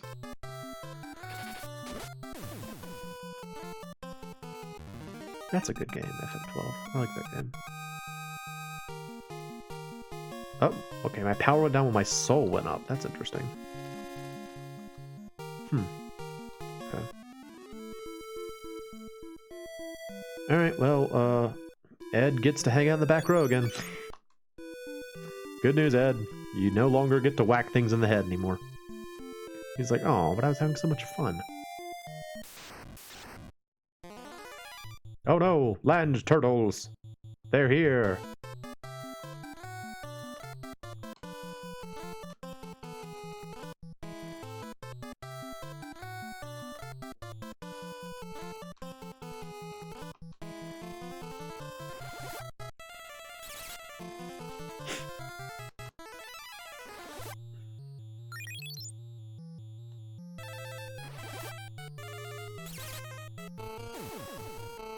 I'm still a little peeved that my MP has not gone up very much. I would like for my MP to go up at some point. I like that my HP is still pretty good, but I would like for my MP to go up as well. I'm throwing around spells. Why don't it go up? It's because I'm not using enough MP per battle, but that's the primary reason it's not going up. I would like it to go up. I hate the fact that I am the most intelligent person in my party. Well, actually that's not true, Gordon is, but I am the most intelligent of my main party, and I'm the one who's supposed to be casting all the spells, and yet I have the least MP. It's very frustrating. Oh, okay, so that is a mage. And the mage monsters are the ones who can start to give you the really good spells. And it's sort of the same thing that we've seen, where like sometimes when you defeat them, they leave behind a spell book. Now, this particular mage won't drop Aspil, but I think this kind can drop Arrow. And I do want Arrow. So it would be good if I could get the arrow spell. I'd like that.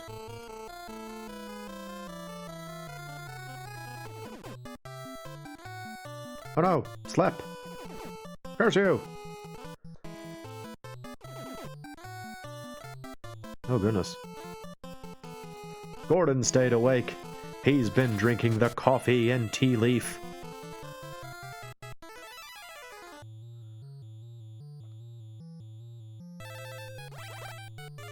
Oh, he's got arrow. Yes, I want to learn that spell. I want to learn arrow. Yeah. It makes fluffy pink clouds. I want to be able to attack people with fluffy pink clouds. It's important to me. I think they also dropped the Berserk spell, which is another one I would love to have. Fire. I don't need fire, nor do I need this potion. Ugh. Boo. Give me the arrow spell. I want it. Am I gonna find this freaking warship at some point? I'm just gonna walk around the entire world at this point. No, not land turtles.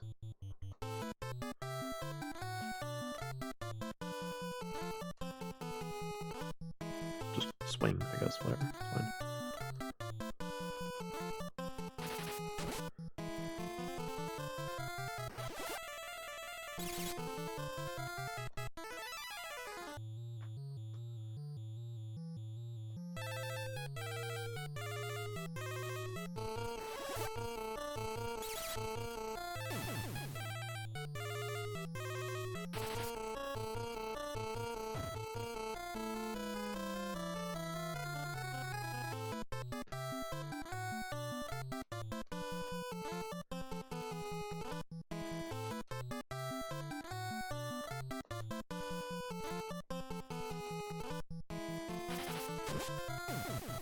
Good job.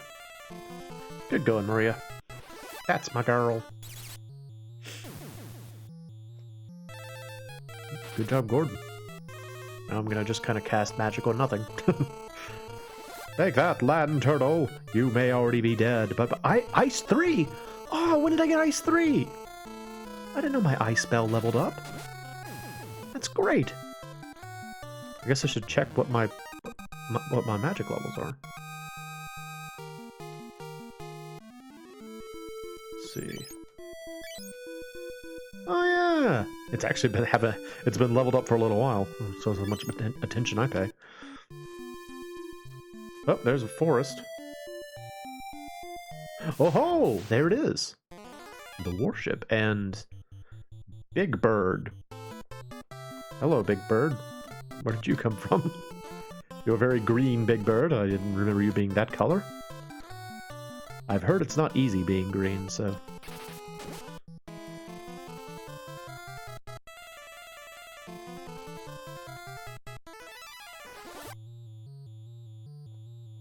Nope. Still can't succeed with sleep yet. Still too much insomnia in the world. What you gonna do?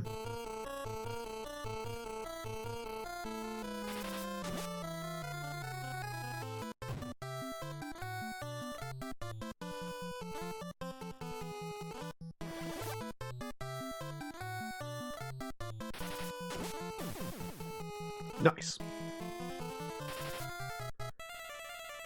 And now, good night. Thank you, Cyber. I'm probably not going to be playing too terribly much longer anyway, but glad you stopped by. Thank you very much. Appreciate it.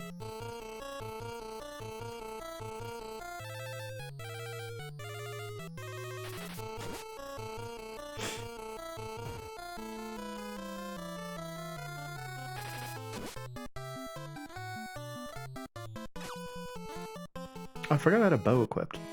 Oops. I guess I'll just practice with that bow. Why not? Cursed Big Bird. No, Big Bird, you are filled with curse. Cursed Big Bird. Oh, try Microsoft 365 Family for free, says my computer. I say thee nay, computer. I shall not.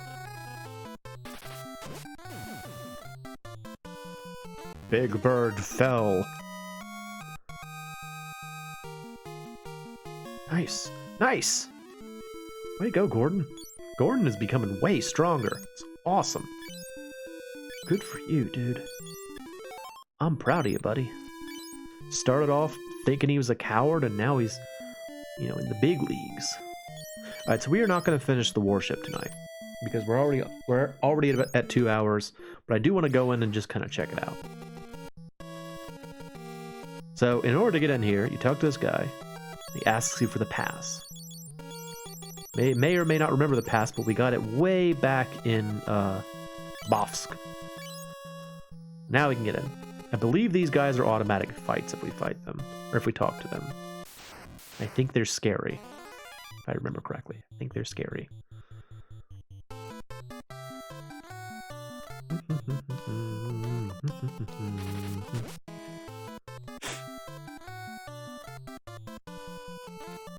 Stop that.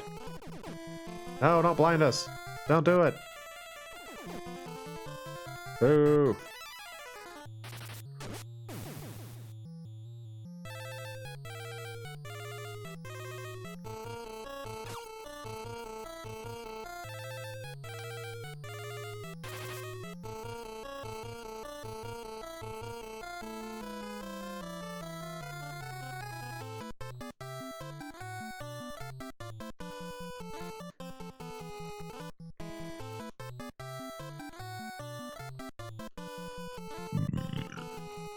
Excuse me.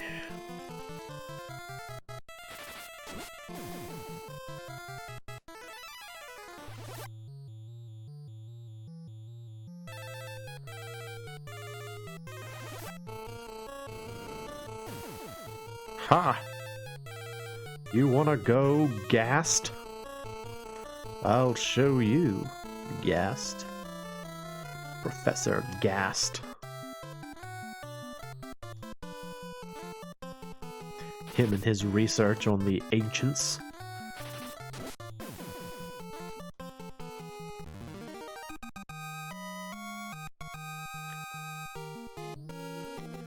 Let's see. Now, if I remember correctly, the Princess Hilda and Sid are down, I think. I think they're both in the like downward direction in the ship. So maybe we can save them tonight, and then in the next stream we will go on to destroy the warship, which is our ultimate goal here.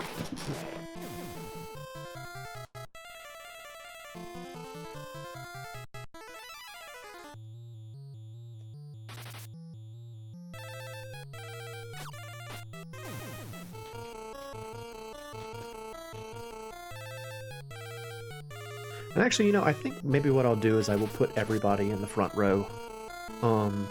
Because this is a dangerous area, and I kind of want everybody on deck.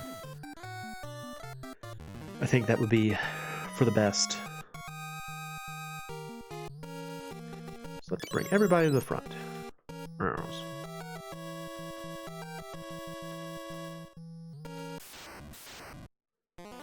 Yeah, this guy. I think this guy is scary, if I remember correctly.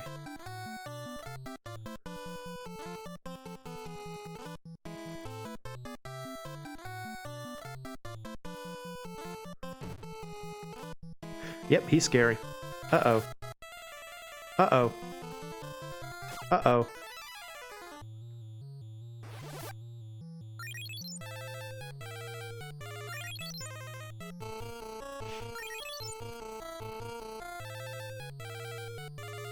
Run. Run. Run. Ooh. Yeah, we're gonna die. We're gonna die here, I think. I think we're gonna die. Run. Run. Ah, whoa. Okay. Thank you for using a bow on me that was inexplicably weaker than your regular attack. Run. Run. Dead. No. Oh, he survived it. Wow, way to go, Gordon. Run. Run! Get out of there! I'm gonna die here. No! Curse you, Captain! Dead. Boo. Alright, well, that's that. Don't talk to the people on board this ship. They're very scary. Pass. Alright, yeah, don't talk to the people. Just kind of walk past them. That's fine.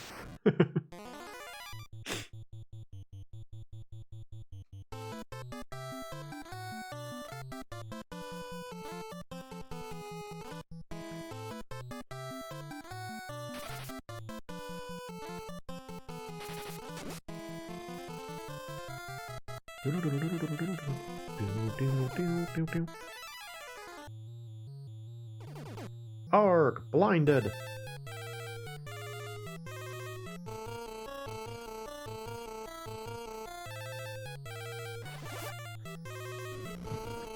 You don't need to see to be able to cast fire on a zombie. And that's the truth. Oh, look at Maria and her super cool sunglasses. They look really silly on her. Oh no, she's paralyzed and blind. It's just really going downhill for her today.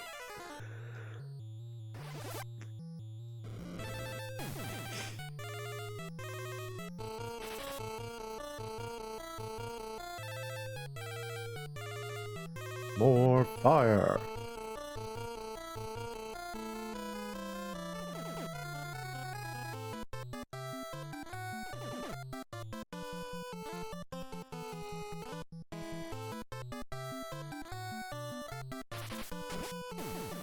Nice.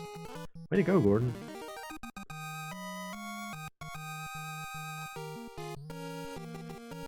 Alright, fix that, please. Doo-doo-doo.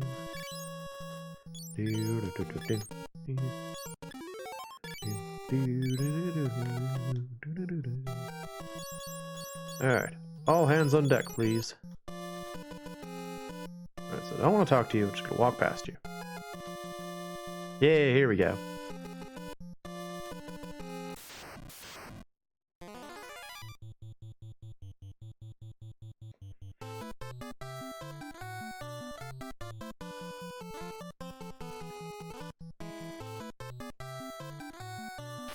Get 'em, guys!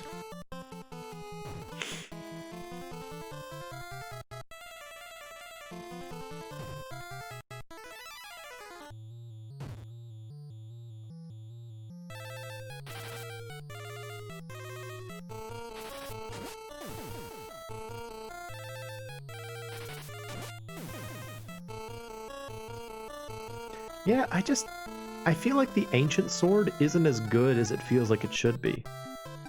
It really does seem like it just doesn't do very much damage for some reason. It's frustrating.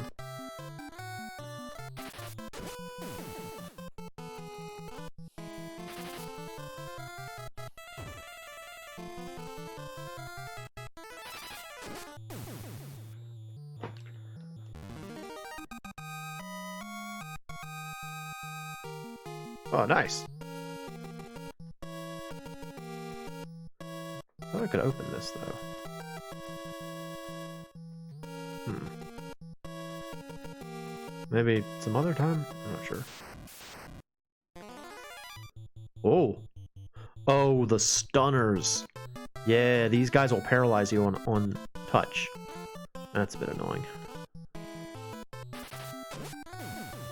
I remember that the stunners are here, and then they also have like the courls, the COEURL things, the cats that you see sometimes in Final Fantasy games, that can use Blaster on you, and I think Blaster in this game is instant death, so that's a little annoying. Not excited about seeing the no limit stunners here. Not much fun to have them show up. Alright, ignore you. Go up here. Doors! Treasure! Doors and treasure! It's kind of funny to think that they're just like, you know, just zombies walking around on this airship. That seems like it would degrade the functionality of the ship somewhat, you know? You're constantly dealing with, like, zombies aimlessly wandering around. It's like, move out of my way, zombie. I have to go take care of this. And they're like, oh no. And then you, like, accidentally bump into them the wrong way and they paralyze you. You're like, doggone it, zombie. I was just trying to go turn that valve over there. You got in my way. Zombie. Money. Nothing.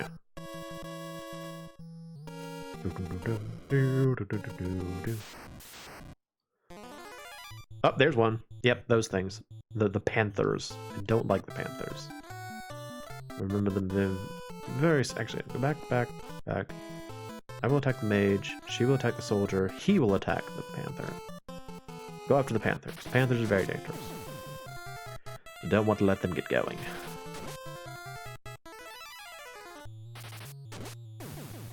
Yes, there you go.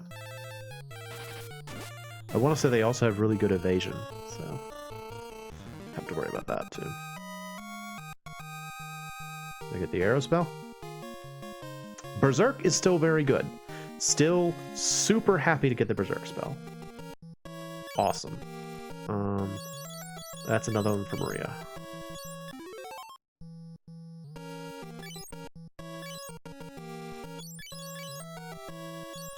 Let's see.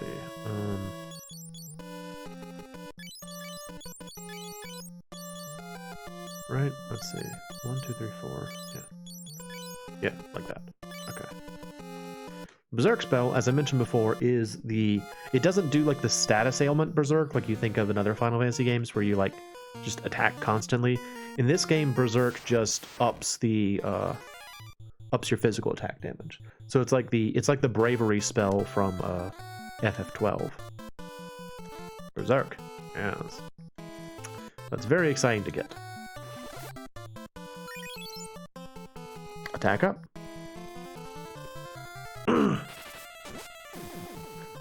So good.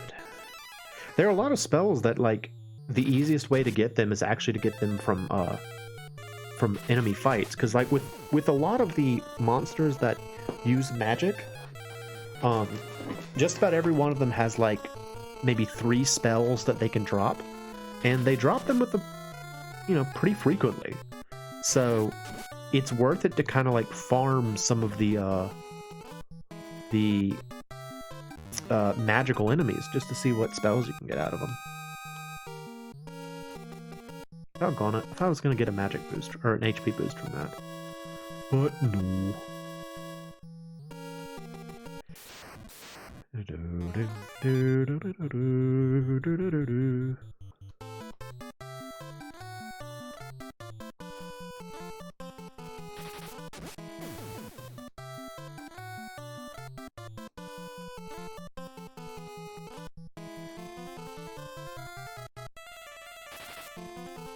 Shusha.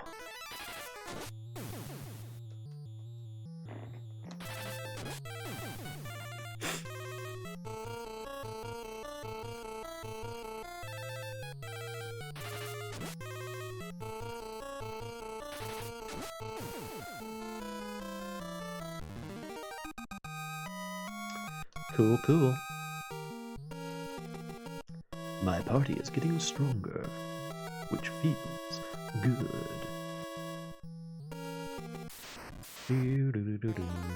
Oh, it's a panther. Hello, panther. Kill.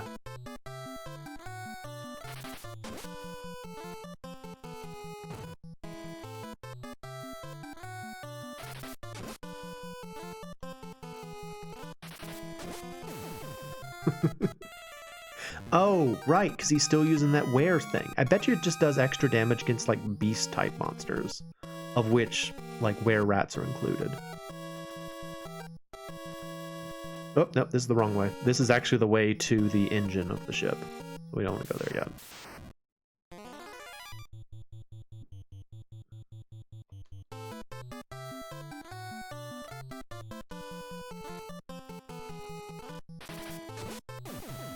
Nice.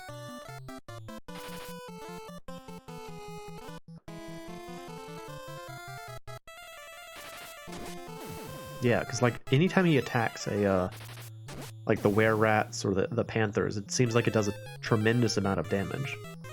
Way more than anyone else. And I know that Ed's strong, but I don't think he's that strong.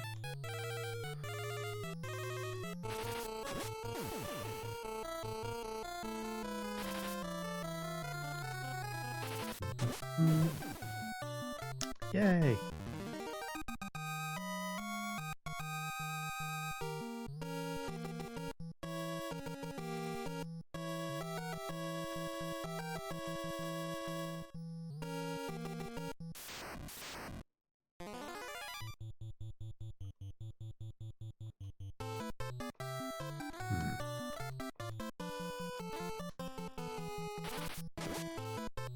It still does seem very strange to me that, like, when I see monsters like this, I get excited because I'm like, ooh, maybe they'll blow up one of my characters, and I'll get an HP boost out of it. That's my first that's my first idea, is that, ooh, maybe they'll hurt us really bad and we'll get stronger for it. It's very odd how this game kind of makes you into a little bit of a masochist.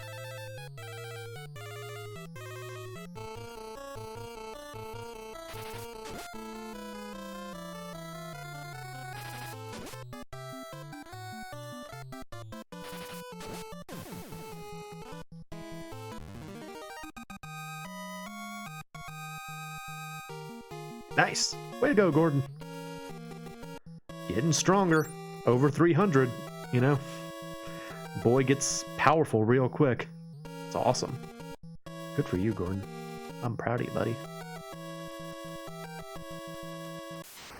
Why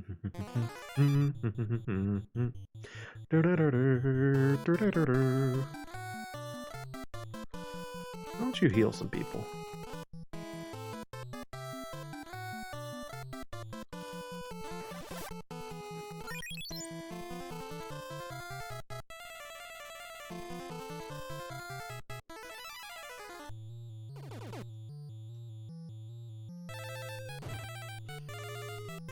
Oh, geez. Gordon's blind and paralyzed. That's unfortunate.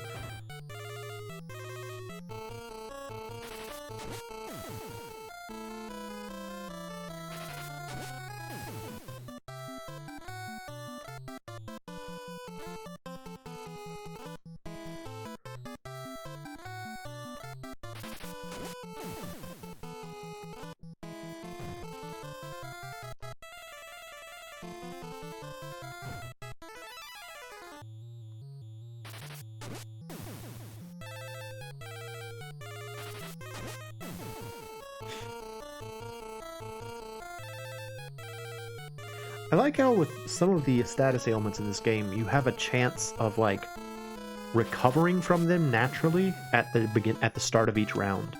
I like that. I wish more Final Fantasy games did that. Where you just kind of like had a chance to overcome a status ailment every round. Although admittedly, for the most part, later Final Fantasies, like stat ailments aren't really that bad because you can have like a bigger inventory.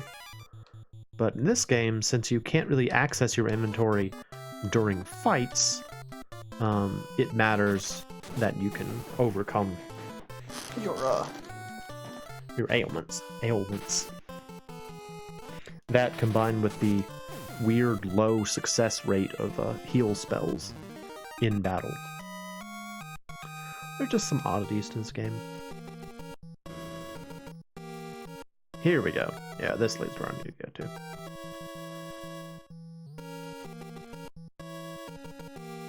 So somewhere down here, I believe, is the princess. Somewhere down here. We must find her and free her.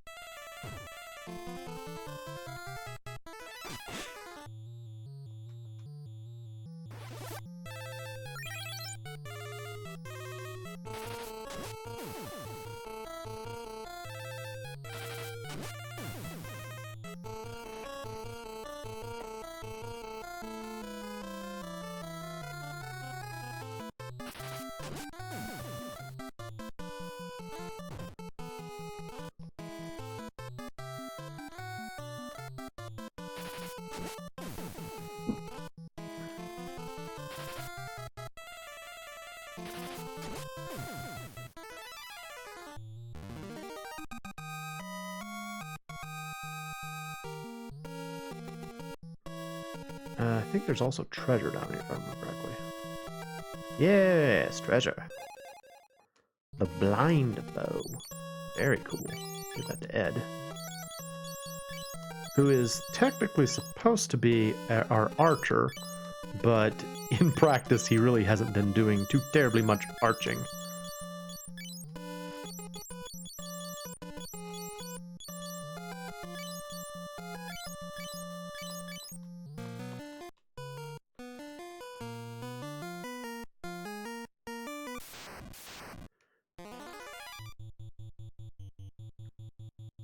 Well, hello, Panther.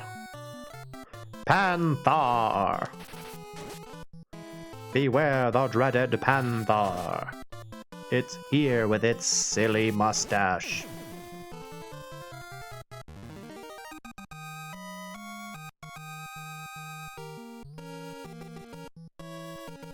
Oh, there they are. Okay, yeah. We gotta go rescue them.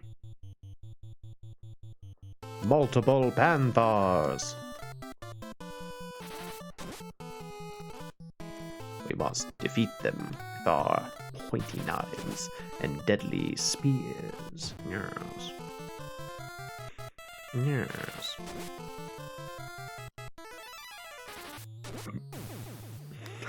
Ed's just like, it's clobbering time! Just whack whack.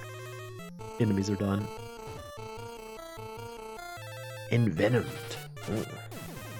It's a poisonous panther.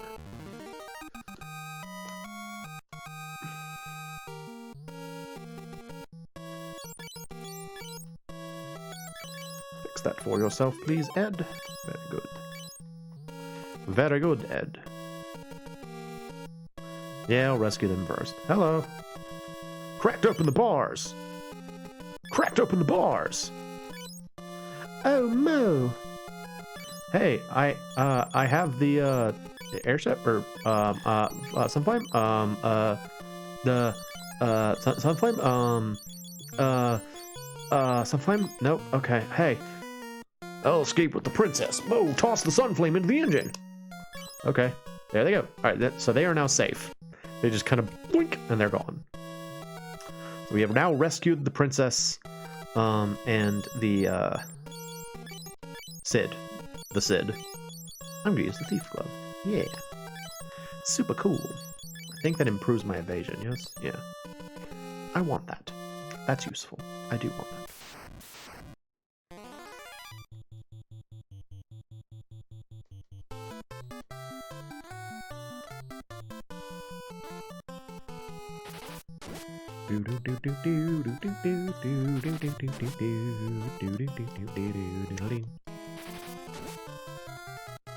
Nice.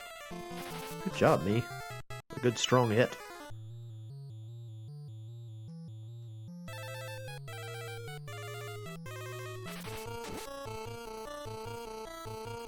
These things have a lot of HP. Like, a lot more HP than I thought they did.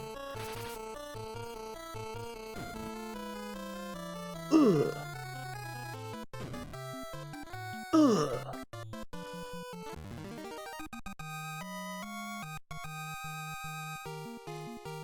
Good job, Maria. I don't know why your power went up from that battle, but I'm cool with it. Good job, Maria. Take it. Oh no, were-rats and zombies! Bees! Zombies!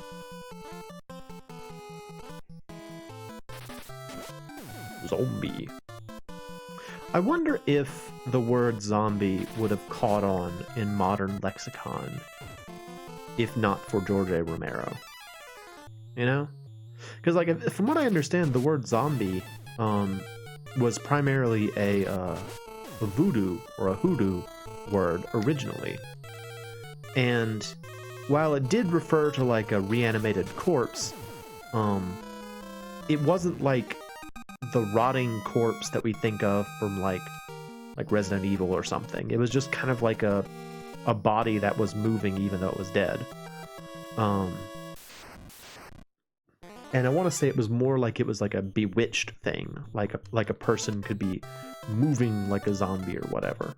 And then Romero made Dawn of the Dead, and it kind of popularized this notion of animated corpses, and just kind of went from there. I don't know, just a little thing, I wonder.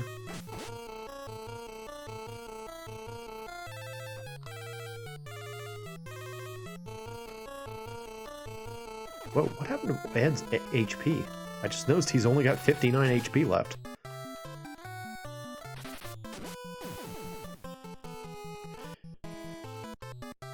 That's a bit of an issue.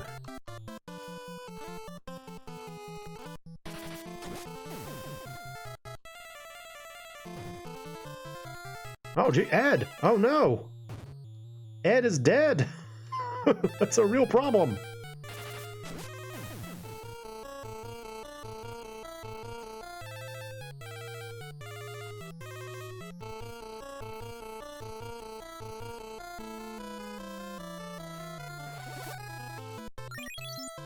Alright, he's back.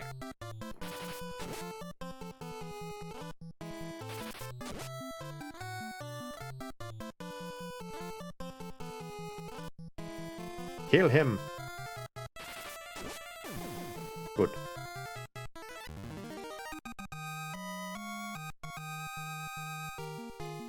Hey. Oh, he didn't get an HP up, he only got a VIT up?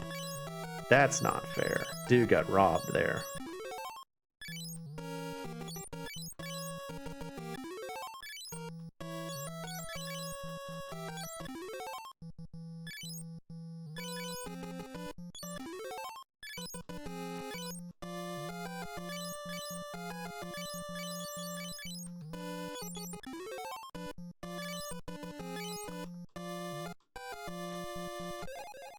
Potion, boo. Potion, boo.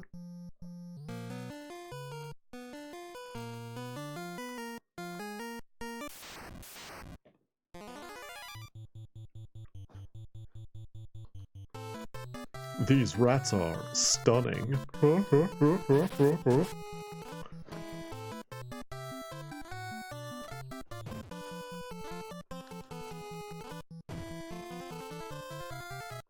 Yep, that's why I hate these monsters. They paralyze you on touch. Very annoying, that.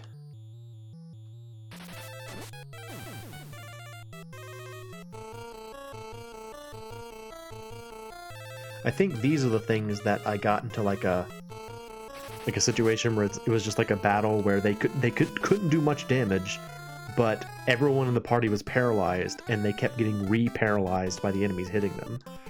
And I was just like, I can't escape, I can't do anything. This battle would be over in like one round if I could move. If I could just move, I'd get you, stunners.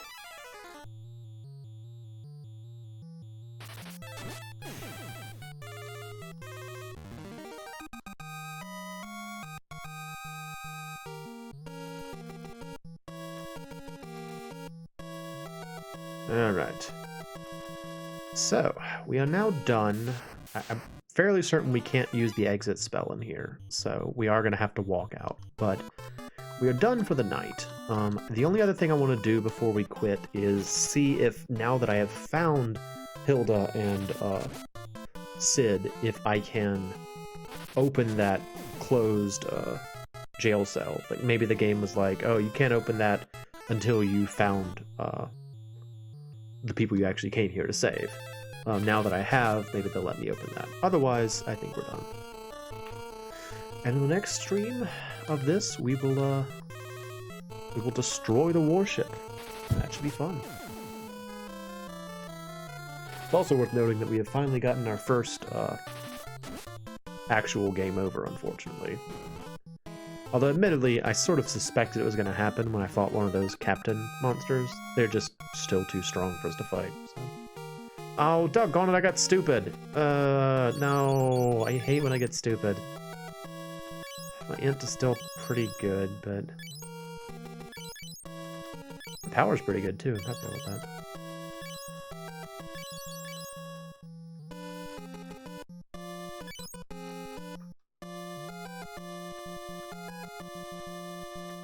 One thing that's always a little humiliating in this game, though, is that whenever you get a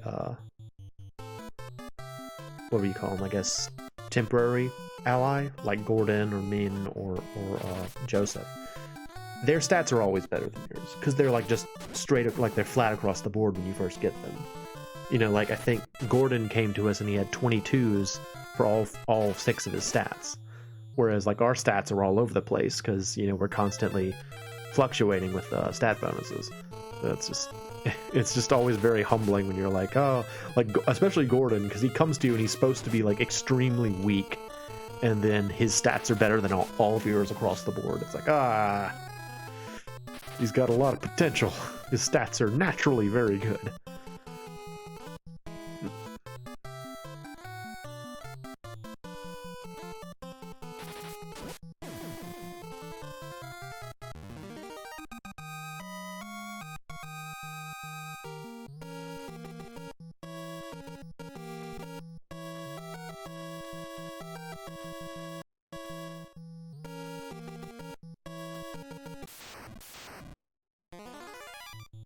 Yeah, honestly, I still am very great. This is just kind of a random thought, but I'm still very grateful that I gave this game another shot after I watched that Pro Jared playthrough of FF1. Because, you know, before that point, I didn't really have any particular affection for this game. You know, I had played it before, but I thought of it as that stupid game where you're supposed to attack your own party members. You know, I believe the hype, so to speak. And now that I have this different way of playing the game, I really enjoy it. I think it's a pretty fun game if you play it, you know, using the sort of model I've kind of established, or I've kind of described during this playthrough, where you try and make each battle training, and you use the back, front and back rows, and you do all that, and you specialize. I just think it's a much more enjoyable game that way than if you try and grind everything up to a decent level. And then you blame the game for a decision you're making, That's not helping anybody if you do it that way. It's not like you can equip every type of weapon at once or something.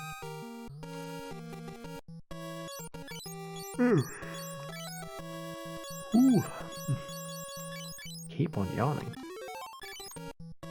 I guess I'm sleepy. I guess that's usually what that means. Yawn a lot, probably sleepy. Yep, I've heard about that before. They say when you start yawning constantly, maybe that means you're a little tired. Sometimes. That's what it means sometimes. Alright, gentlemen, please. Out of the way, gentlemen. I've got things to take care of. If you please. I've been going for 30 extra minutes. Oops. I mean, I meant to stop. I didn't think it was going to take me this long to get Hilda and Sid out of here, but...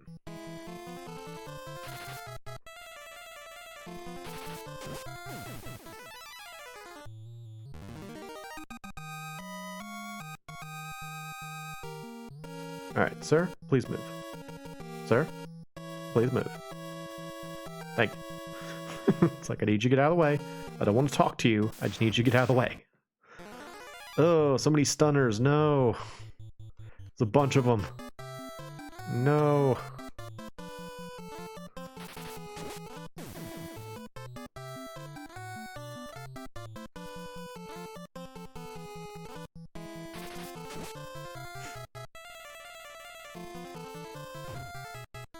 Ah, perilous. Perilous?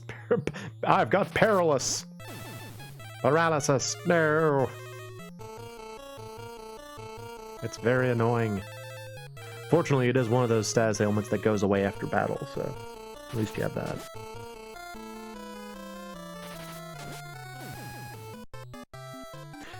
There aren't too many status ailments in this game that will stick around after battle, so you don't usually have to worry about it too much.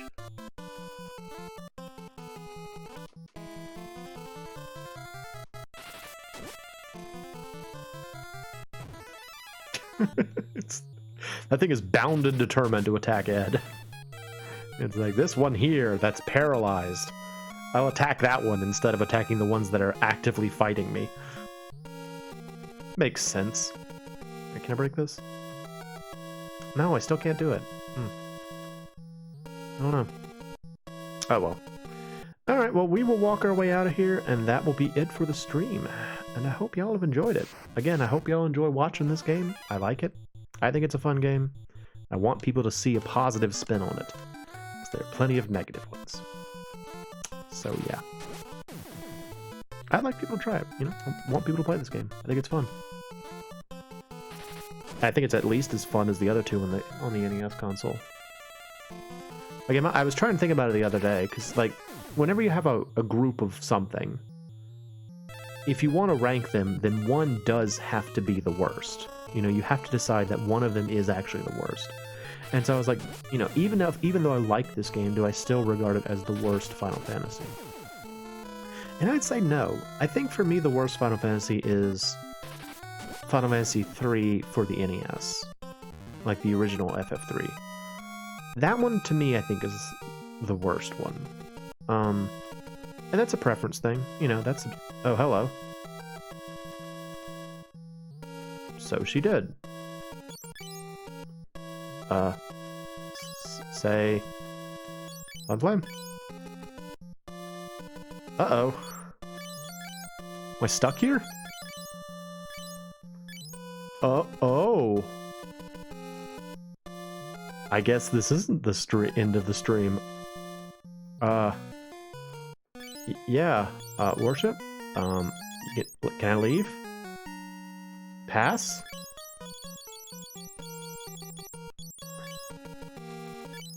Alright, well, shoot. Oh no.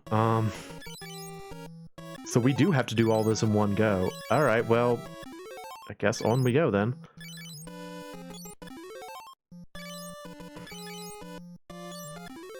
I definitely did not remember that part. Interesting. Shoot, I was just gonna go and, like, use that cottage I bought to, heal up before I did the rest of the dungeon. That's annoying. Well, long stream, I guess. Oops. Well, if that's the case, I'm actually gonna go get myself a drink. I will be right back.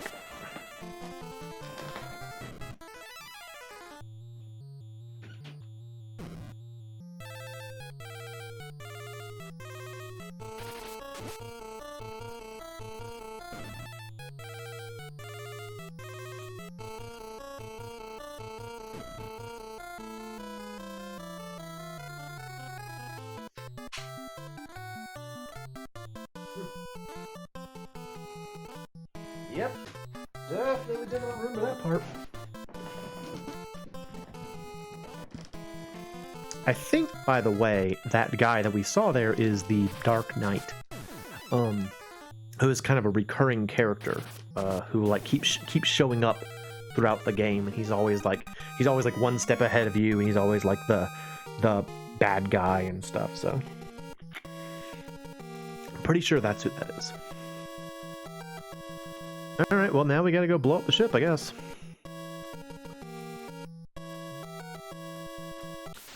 So in order to do that, we have to go down to the basement, I guess the lowest sections of the ship, to find the engine.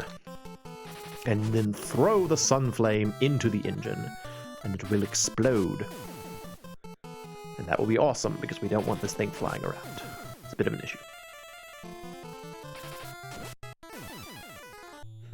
And now I'm wondering if I want to fight the challenging monster.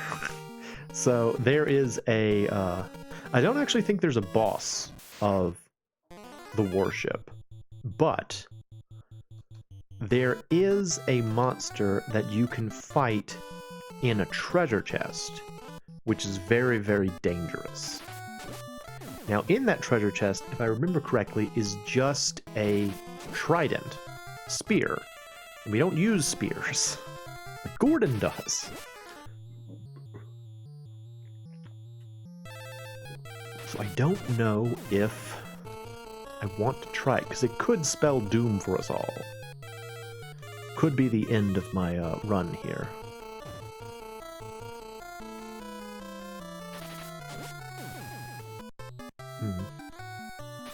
Yeah, I'm gonna try it. I'm gonna gamble. I'll try it. I'll probably put Mo in the back row. Maybe have him cast off some like some spells, like some attack spells. Wait, this is the wrong way. Wrong way. Like, I want to say in the engine room there are like 4 treasure chests, and I think 2 of them have monster encounters in them. Like, 2 of them are trapped chests. One of them I think has a giant's ring in it, and I think the other one has a trident. The giant's ring is also or a giant's bracer. It's like a armband. Very helpful thing to have, so I do want that, but I'm pretty sure the trident is the one that has a trap. Or maybe they both have traps. I don't actually remember.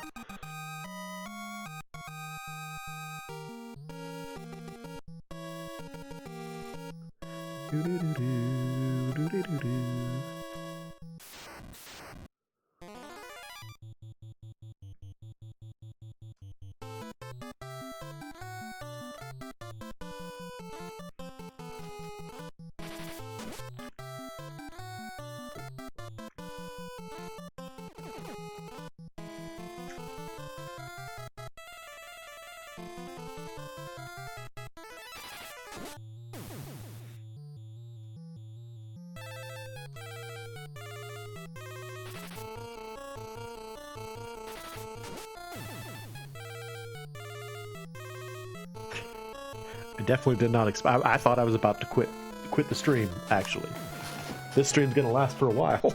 It's gonna go past midnight where I live, so that should be fun. Hopefully, my neighbors upstairs won't, thump on their floor like they do sometimes. Hopefully, they won't hate me too much. That's the goal. Please don't hate me too much. I'm not trying to be a terrible person.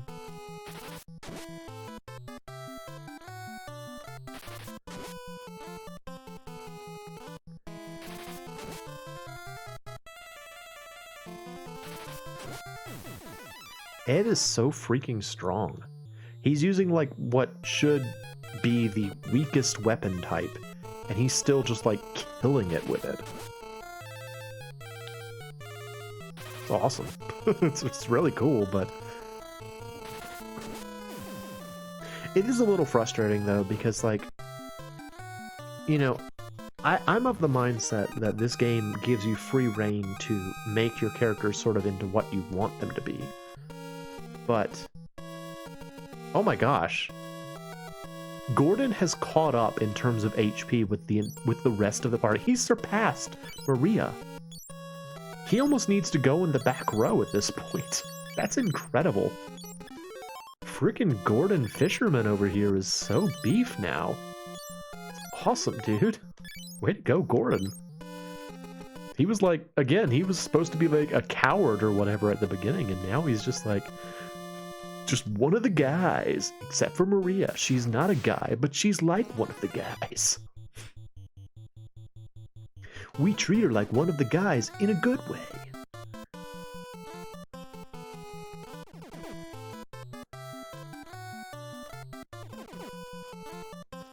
Oh, this is annoying.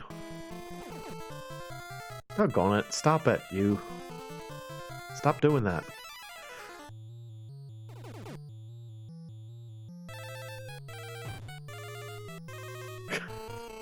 Poor Ed. Stop. Stop beating Ed up. Poor guy.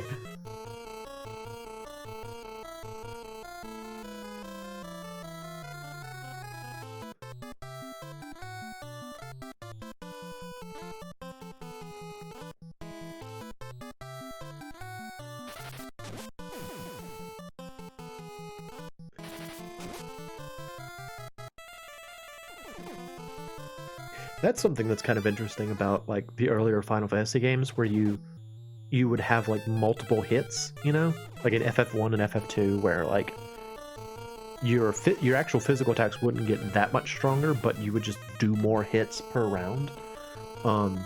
With Blind, you actually still make contact, but you just do fewer hits. Like Gordon is still successfully hitting the enemy, but he's only, instead of doing like three or four hits like he was before, now he's just doing like one.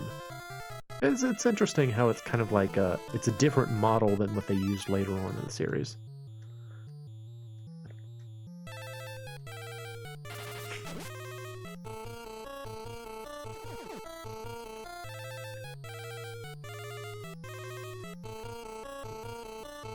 Wow.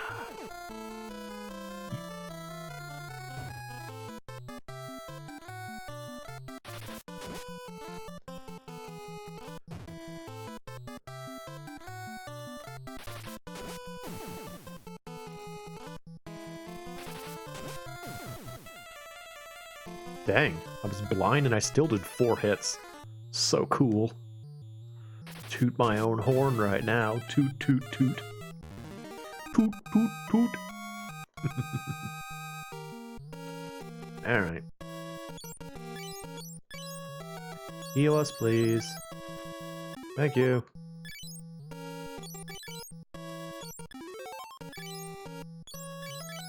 Actually, I almost feel like I should, like, in that upcoming battle, I should put Maria in the back row, because she has so many buff spells. I don't know.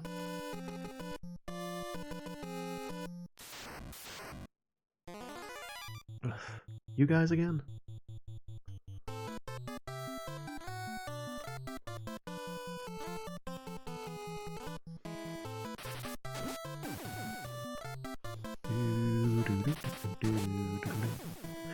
weird to think about a zombie casting magic, isn't it? Because that's kind of what the ghasts do, is they cast blind on you. Can you imagine like a zombie casting like a spell? It just feels so weird to imagine a zombie casting a spell. Like waving his arms around and like chanting with like a ritual staff or something. I feel like the only zombie mage I can think of in Dragon Quest, there is in Dragon Quest 8, there's a part where you fight like an undead bishop, kind of. It's like a zombie clergyman, and he's kind of like a zombie magic caster. But yeah, it's just a weird concept to think about. Zombie mages. Doggone it. 1 attack, 0 damage, still paralyzed me. Annoying.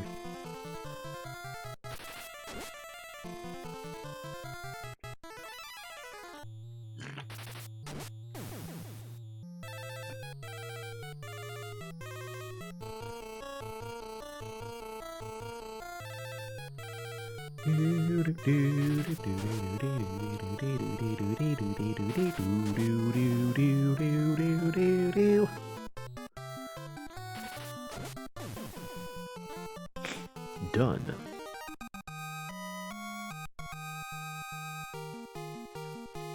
Power up.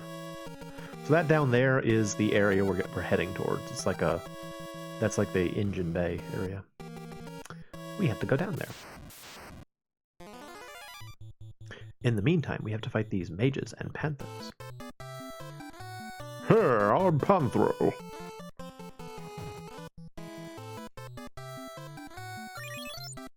Oh, use Berserk. Oh, so cool.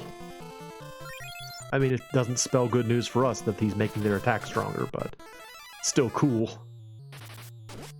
I want the aura spell, though. That's like it's a almost completely useless spell that but I really like it and I want it. I don't remember who gives you the aura spell. I want aura, I want arrow, and I want aspel. I want all the spells that begin with A. Also note that this is a like magic caster who is continuously buffing his own attack power. A little strange. Oh, something. Arrow, yay! Arrow, yay! I want it! Give it to me! Give it to me! Yay! I have arrow now! An odd thing about this game is that arrow is not actually a wind attack in this game. It is classified as a poison elemental attack because there is no wind element. But I got it. I'm happy about that. Oh yeah.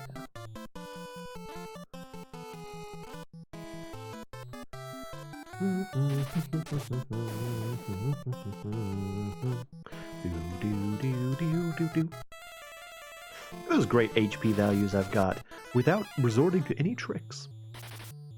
No tricks, no subterfuge. It's good old-fashioned playing the game as it's meant to be played. Wink.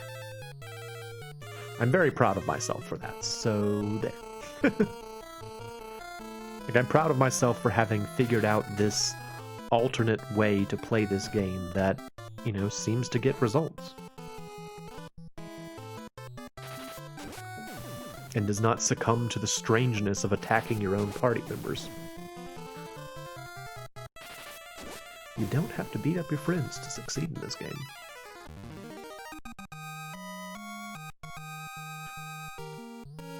Alright, so I don't want to talk to any of them. If I go up that staircase, that's where I'm supposed to go.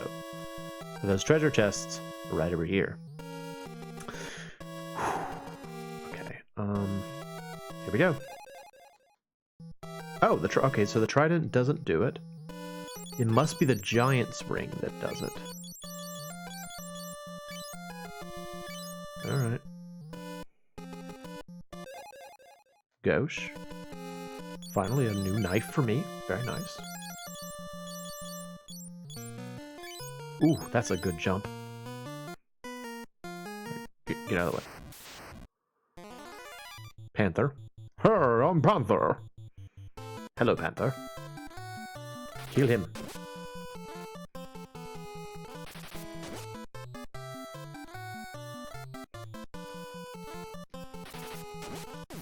Ooh, that 211 damage though.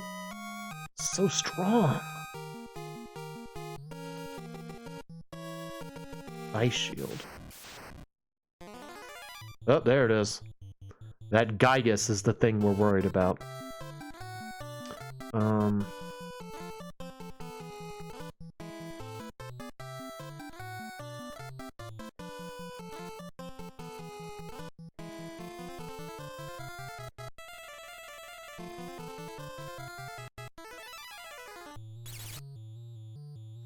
Yeah. The mage and the soldier don't matter. It's the Gygus that's the problem here.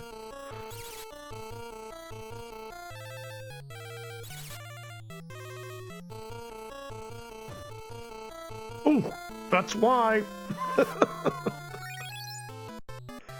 That's why.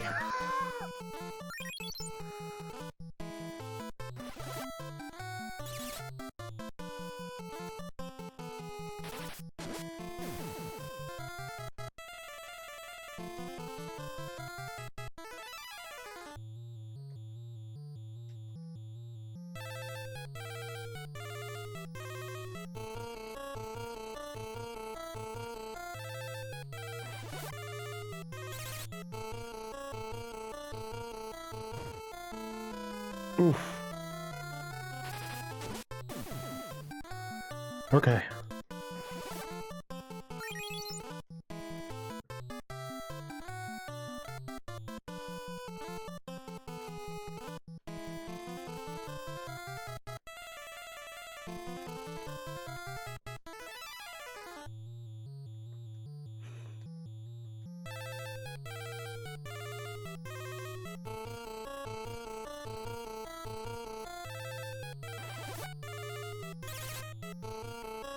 I have it in my head that he doesn't really take much damage from physical attacks. That's why I keep casting magic on him.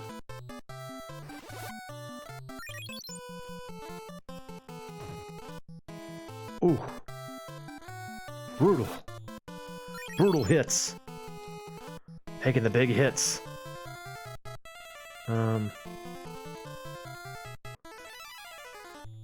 Do this. Try and attack him. Yeah, see, 0 damage. Yeah.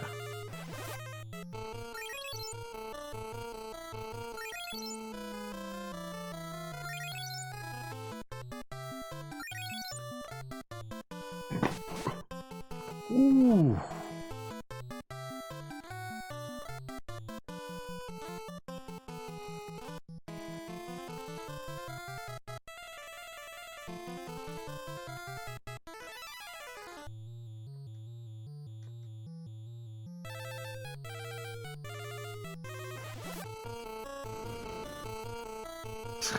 Lame.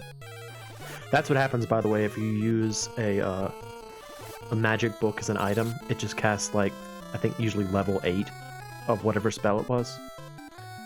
I just gotta attack him. That's all I can do.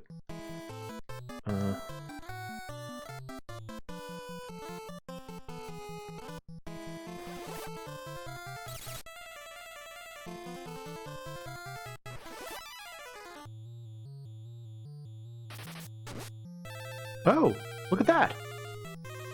Okay. So, for whatever reason, my physical attack seems to work. Guess we'll use it.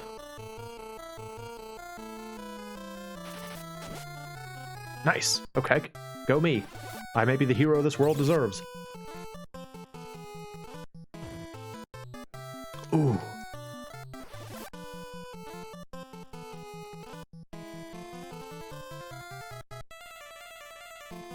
Oh, this might be a run ender.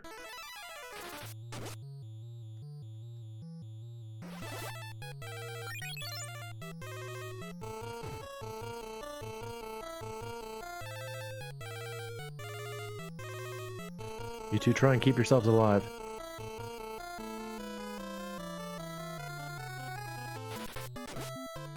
Because the more targets we have, technically the better off we'll be.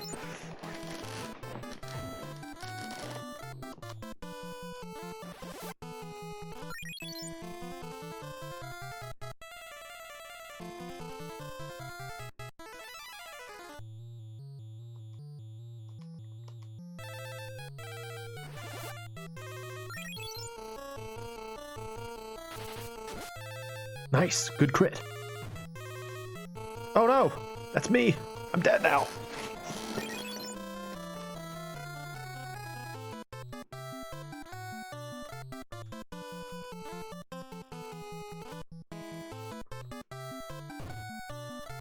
Oof. No. Oh, thank goodness. Good job, Ed.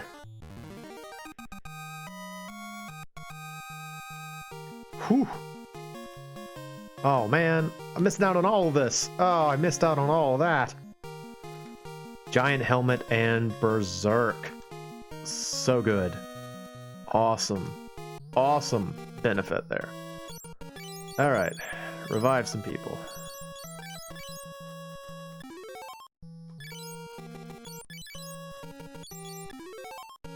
Well, now I'm wondering, so I thought that there was like a giant's bracer and a the trident. There were more things down here than I remembered. And I'm wondering if it's worth it to open the last one. I mean, I guess so, right? I can't not open it at this point, right?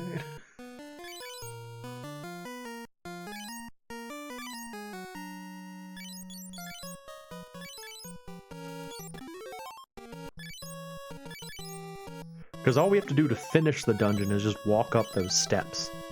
That's the end. That's the end of the dungeon. Alright, who has the worst defense? Defense 29. Wait, I can do it this way. 25. 20. 20. I'm gonna give to Ed. Take this here. Giant's helmet. And I will also teach Moe Berserk. Yes. It's a very useful spell. Let's see.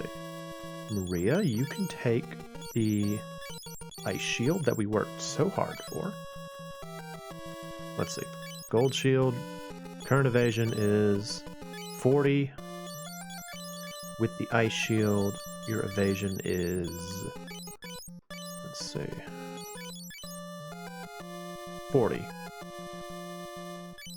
Maybe it just has defense against ice spells? I'm not sure what's going on there. You're the only other person in the party that uses the shield, so you get this now.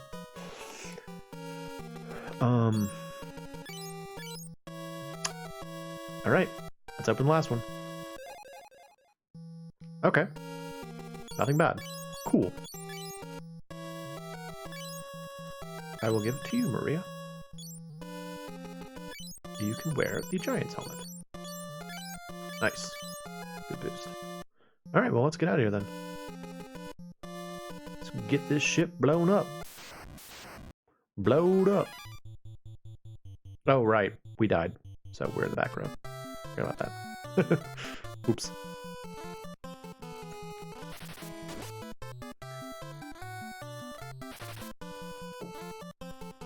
Something interesting to me. I find myself wondering if there's kind of like a outdated aspect to weaponry in this game, where like at a certain point a weapon becomes sort of like outdated and it stops doing like significant damage. Because I just got that main gauche knife.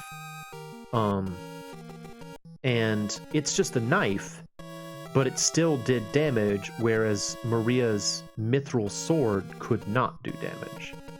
Move, please. Move, please. Hello, Panthers.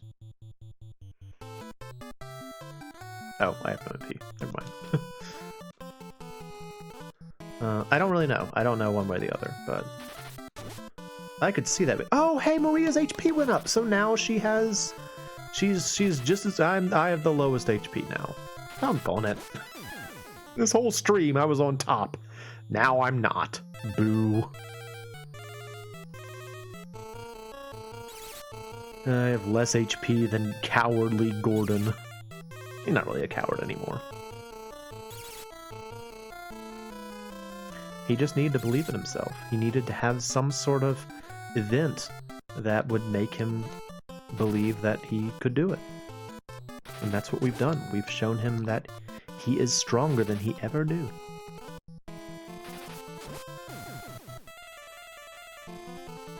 And that's all there is to that.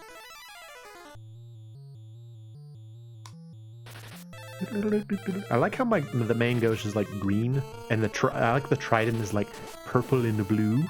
It's fun. Like it's pretty. Purple and blue. My soul went up. Got more berserk. Okay, well now we got plenty of it, so we're good. Oh yeah, let's put this in the front row. Yes. Alright, get out of the way. Go over here. This is the room of the engine. Also known as the engine room. I think? Oh, no, there's a whole nother area. I completely forgot about this place. Yeah. We have to, like, find our way around all these dudes. Many dudes! Oh, wait. Go back. Take that. Take that. There, and there. Oh no! Fire 5, 14 damage. He's like, fear my powers. Small amounts of damage.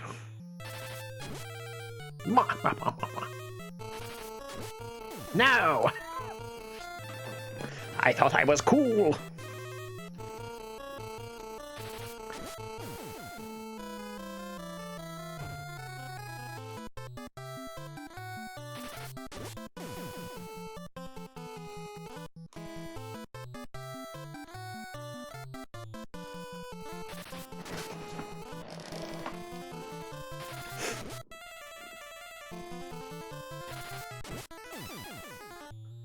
Yay!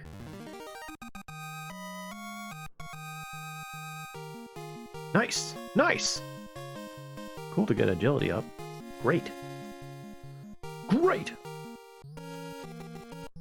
Yeah, this is like one of those situations where you just have to like figure out what path prevents or doesn't force you into like a dude, because these are all those like strong captain monsters that you can't walk past. So yeah, we just have to find our way around. It's a little annoying.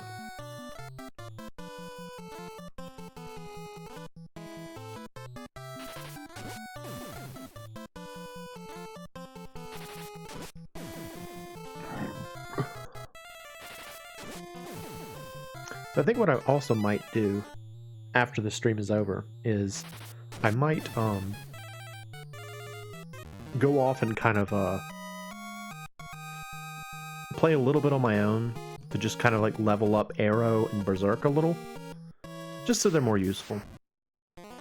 I mean, that all you're gonna miss is me casting magic a couple of times. I am excited to have the Arrow spell though. No, zombie, stop it. Don't blind us, zombie. It's just annoying.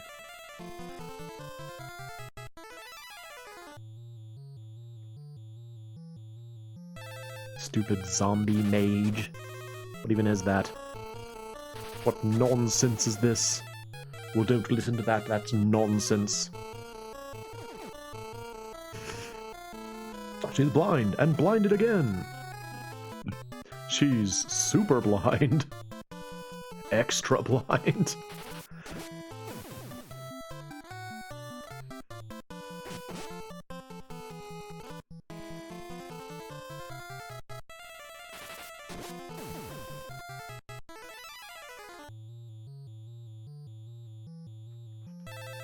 They're all wearing their cool sunglasses. So cool.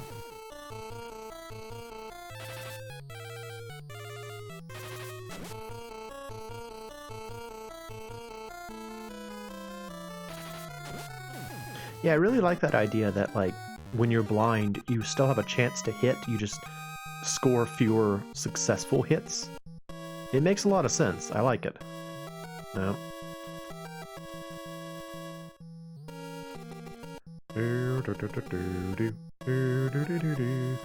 I'm glad this isn't like a situation where you have to, like, if you get too close to them, they just automatically attack you. I would not enjoy that. I'm glad that that is not the case. That would be a bit annoying.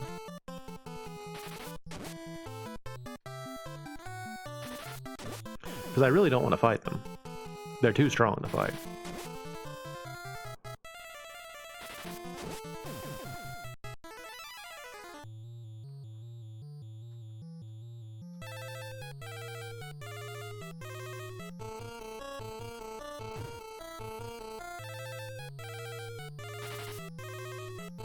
But you can definitely tell our resources are kind of dwindling here. I was not expecting to have to do the whole thing in one go. So I really, like, I came into this dungeon with, like, with Moe's MP in the teens. So we were not really well prepared. If I had known I was gonna have to do the whole thing in one go, I would have used the cottage before I entered, but I thought that I could go in, help Sid and Hilda, and then leave again. I definitely did not realize I was going to be stuck in here. And maybe that is by design on behalf of the game designers. You know, maybe they wanted to kind of catch you trying to cheese things a little bit. They're like, nope, can't leave. Can't go back out until you finish. It's like, oh no, I'm trapped.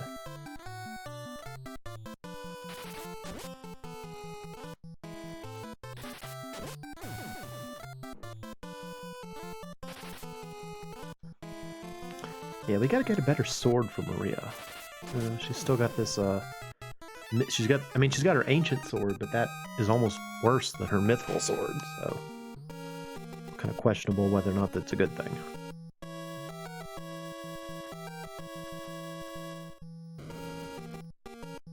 Here it is.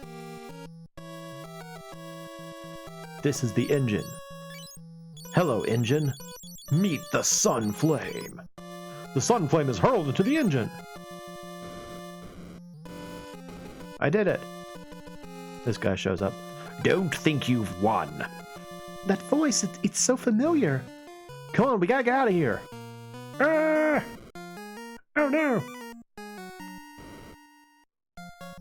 Ah! Ah! Ah! I'm glad they do this for you. That's nice.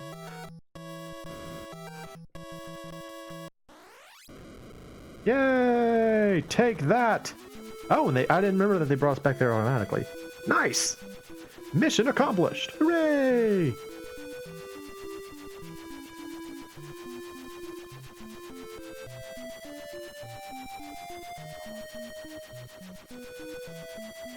Yay!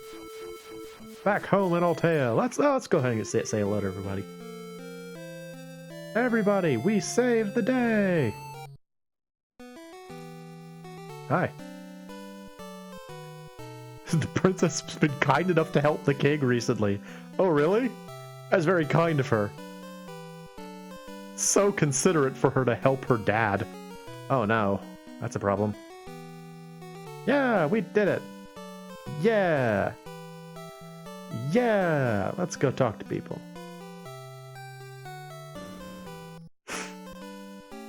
Oh, she's not here. Where is she?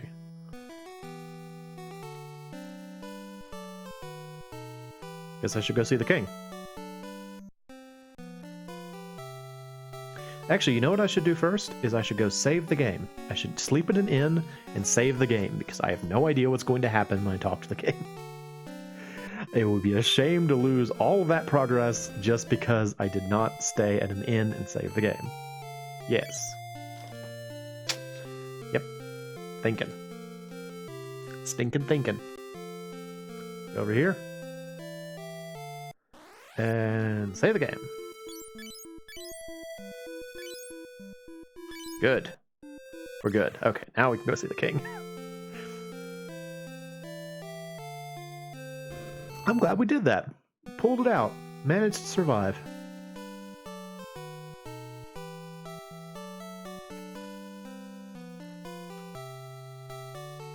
Your Majesty! Come here, all. It is time. Gordon, you have matured considerably. I would like for you to be our commander-in-chief. Yes, sire. I'm honored. I mean, the world is in chaos. Should forbidden seal be broken? Yes, I will go and unseal the magic. It was created for a time such as this. Oh, I fear the Dragoons may be our only hope. Their home, Dist, was destroyed by the Empire. There must have been a few survivors. Our future depends on the... you.